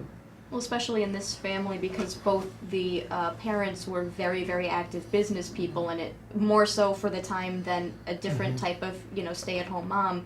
Rose wasn't a stay-at-home mom. She was helping with the business a great deal of time, so the staff were probably more involved with the child rearing. Yeah, I also noted maids in that room. I've sensed someone putting linen away after doing the daily laundry, and I felt like she had bumped my hip, telling me to get out of the way so that she can get into the drawers. I had a similar experience where I felt almost like when you're in a crowded room and somebody just kind of like nudges you a little, and you know that they're there, but there was no one else around. It was over by the window benches in that same area. The billiard room is the largest of the mansion's 42 rooms. It houses not only a 300-year-old lava stone fireplace, but according to the ISIS investigation team, this room is also the location of what they claim is one of 3 physical spirit encounters. Okay, so in the billiard room, I know a couple people that have felt head pressure. Yeah, I got dizzy when I walked into the room, so. And somebody felt something grab their leg. That was me. Yep. Yep. I think I was standing by the fireplace, and I was just looking around just to get a feel of the room. And then right below me, I felt something grabbing my leg, and I just had to shake it off. It wasn't like something was tugging me where I couldn't break free from it. It felt kind of almost like quicksand a little bit. It was there at one moment, and then it wasn't there. It's like where your leg felt this weight going right through it, and then you could just walk freely, but there's this afterfeel from your senses, like on your nerves, where you knew there was something there because you can feel the tingle still there, but it's no longer there anymore. It's just the echo of whatever grabbed you. The group's psychic artist Angela Kaufman also felt impressions of a presence in the room and drew this picture of who she believes to be one of the original 4 builders of the Knox Mansion. When you drew that picture, what was your impression of what you were drawing? I had no idea. I'll be really honest with you. A lot of times, especially in a house like this, there was so much going on, I had to just literally like draw first and ask questions later.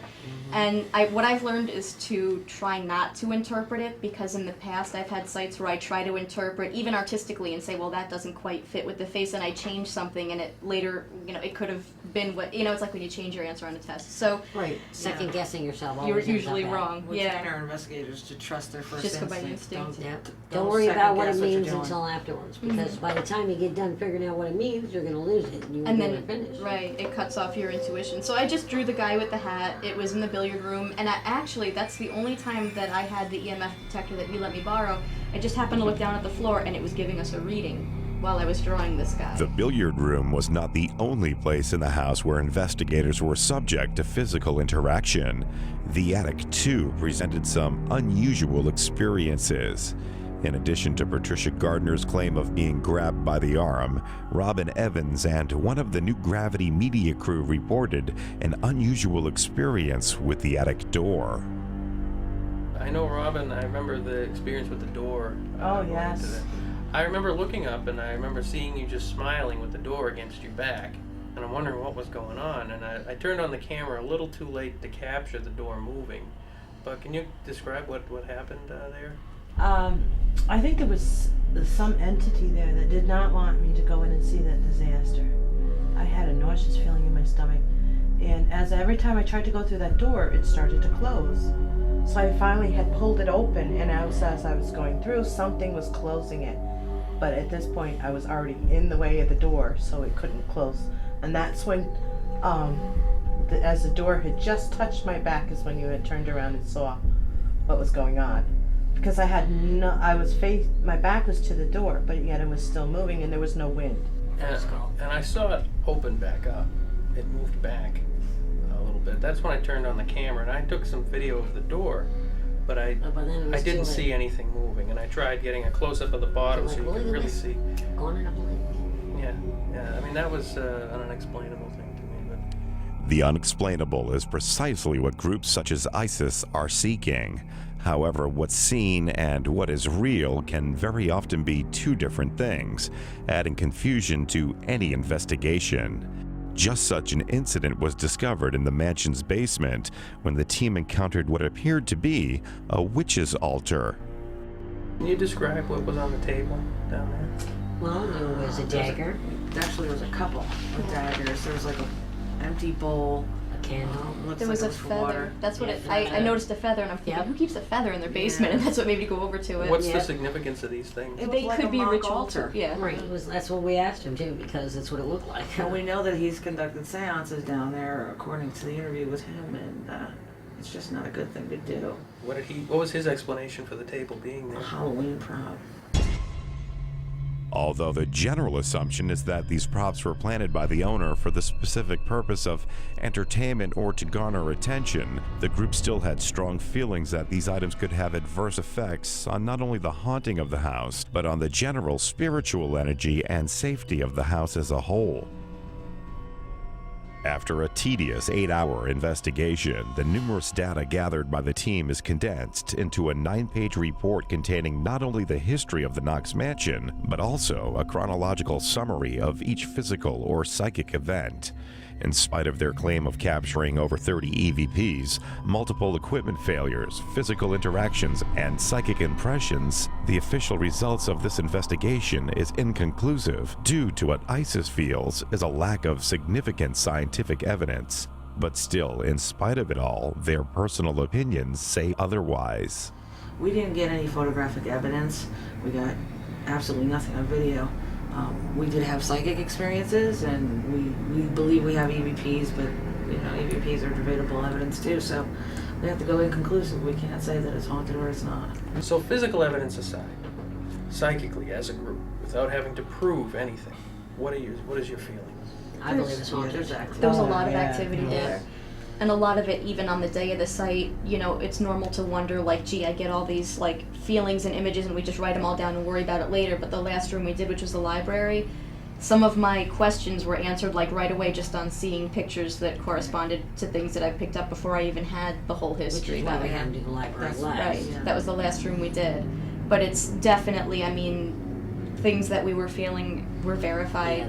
They were definitely psychically. Verified. So actually, we know the place is haunted. We just can't physically prove it because we didn't grab a ghost lasso it and get a picture. If there were a certifiable stamp, we couldn't put it on there, but we could tell people to go hang out and they'll feel something. Yeah. Right. Yeah.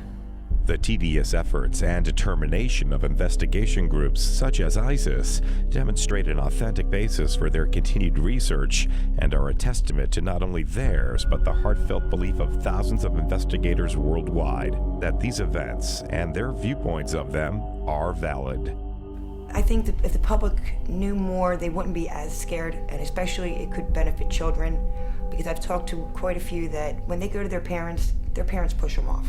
And I think if the parents were just as knowledgeable, maybe they could help these kids that are scared.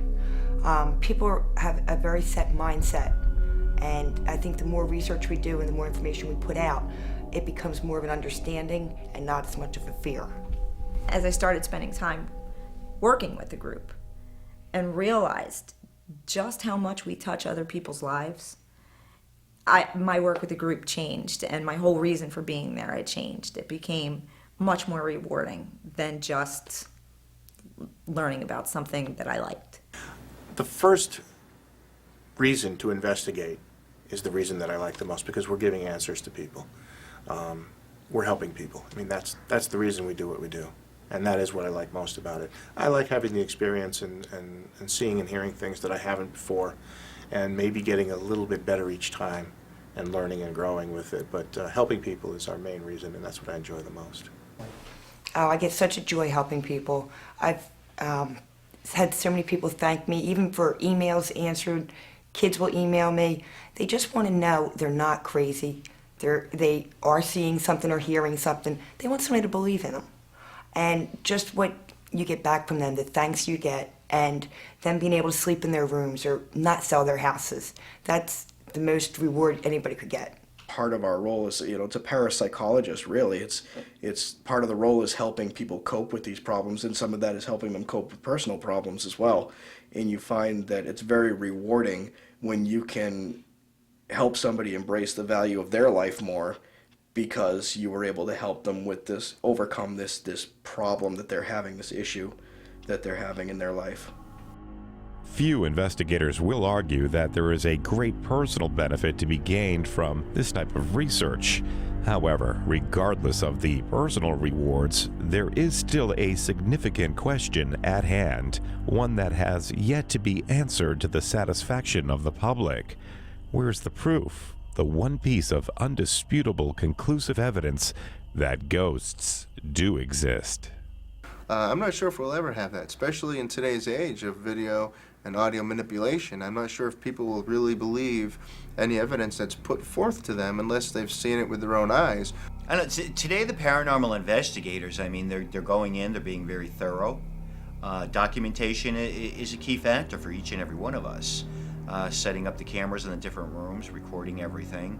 I think that's extremely important. But the one thing that I always try to explain to everybody, just because you can't prove something scientifically does not mean there isn't something happening or they're not going through a haunting.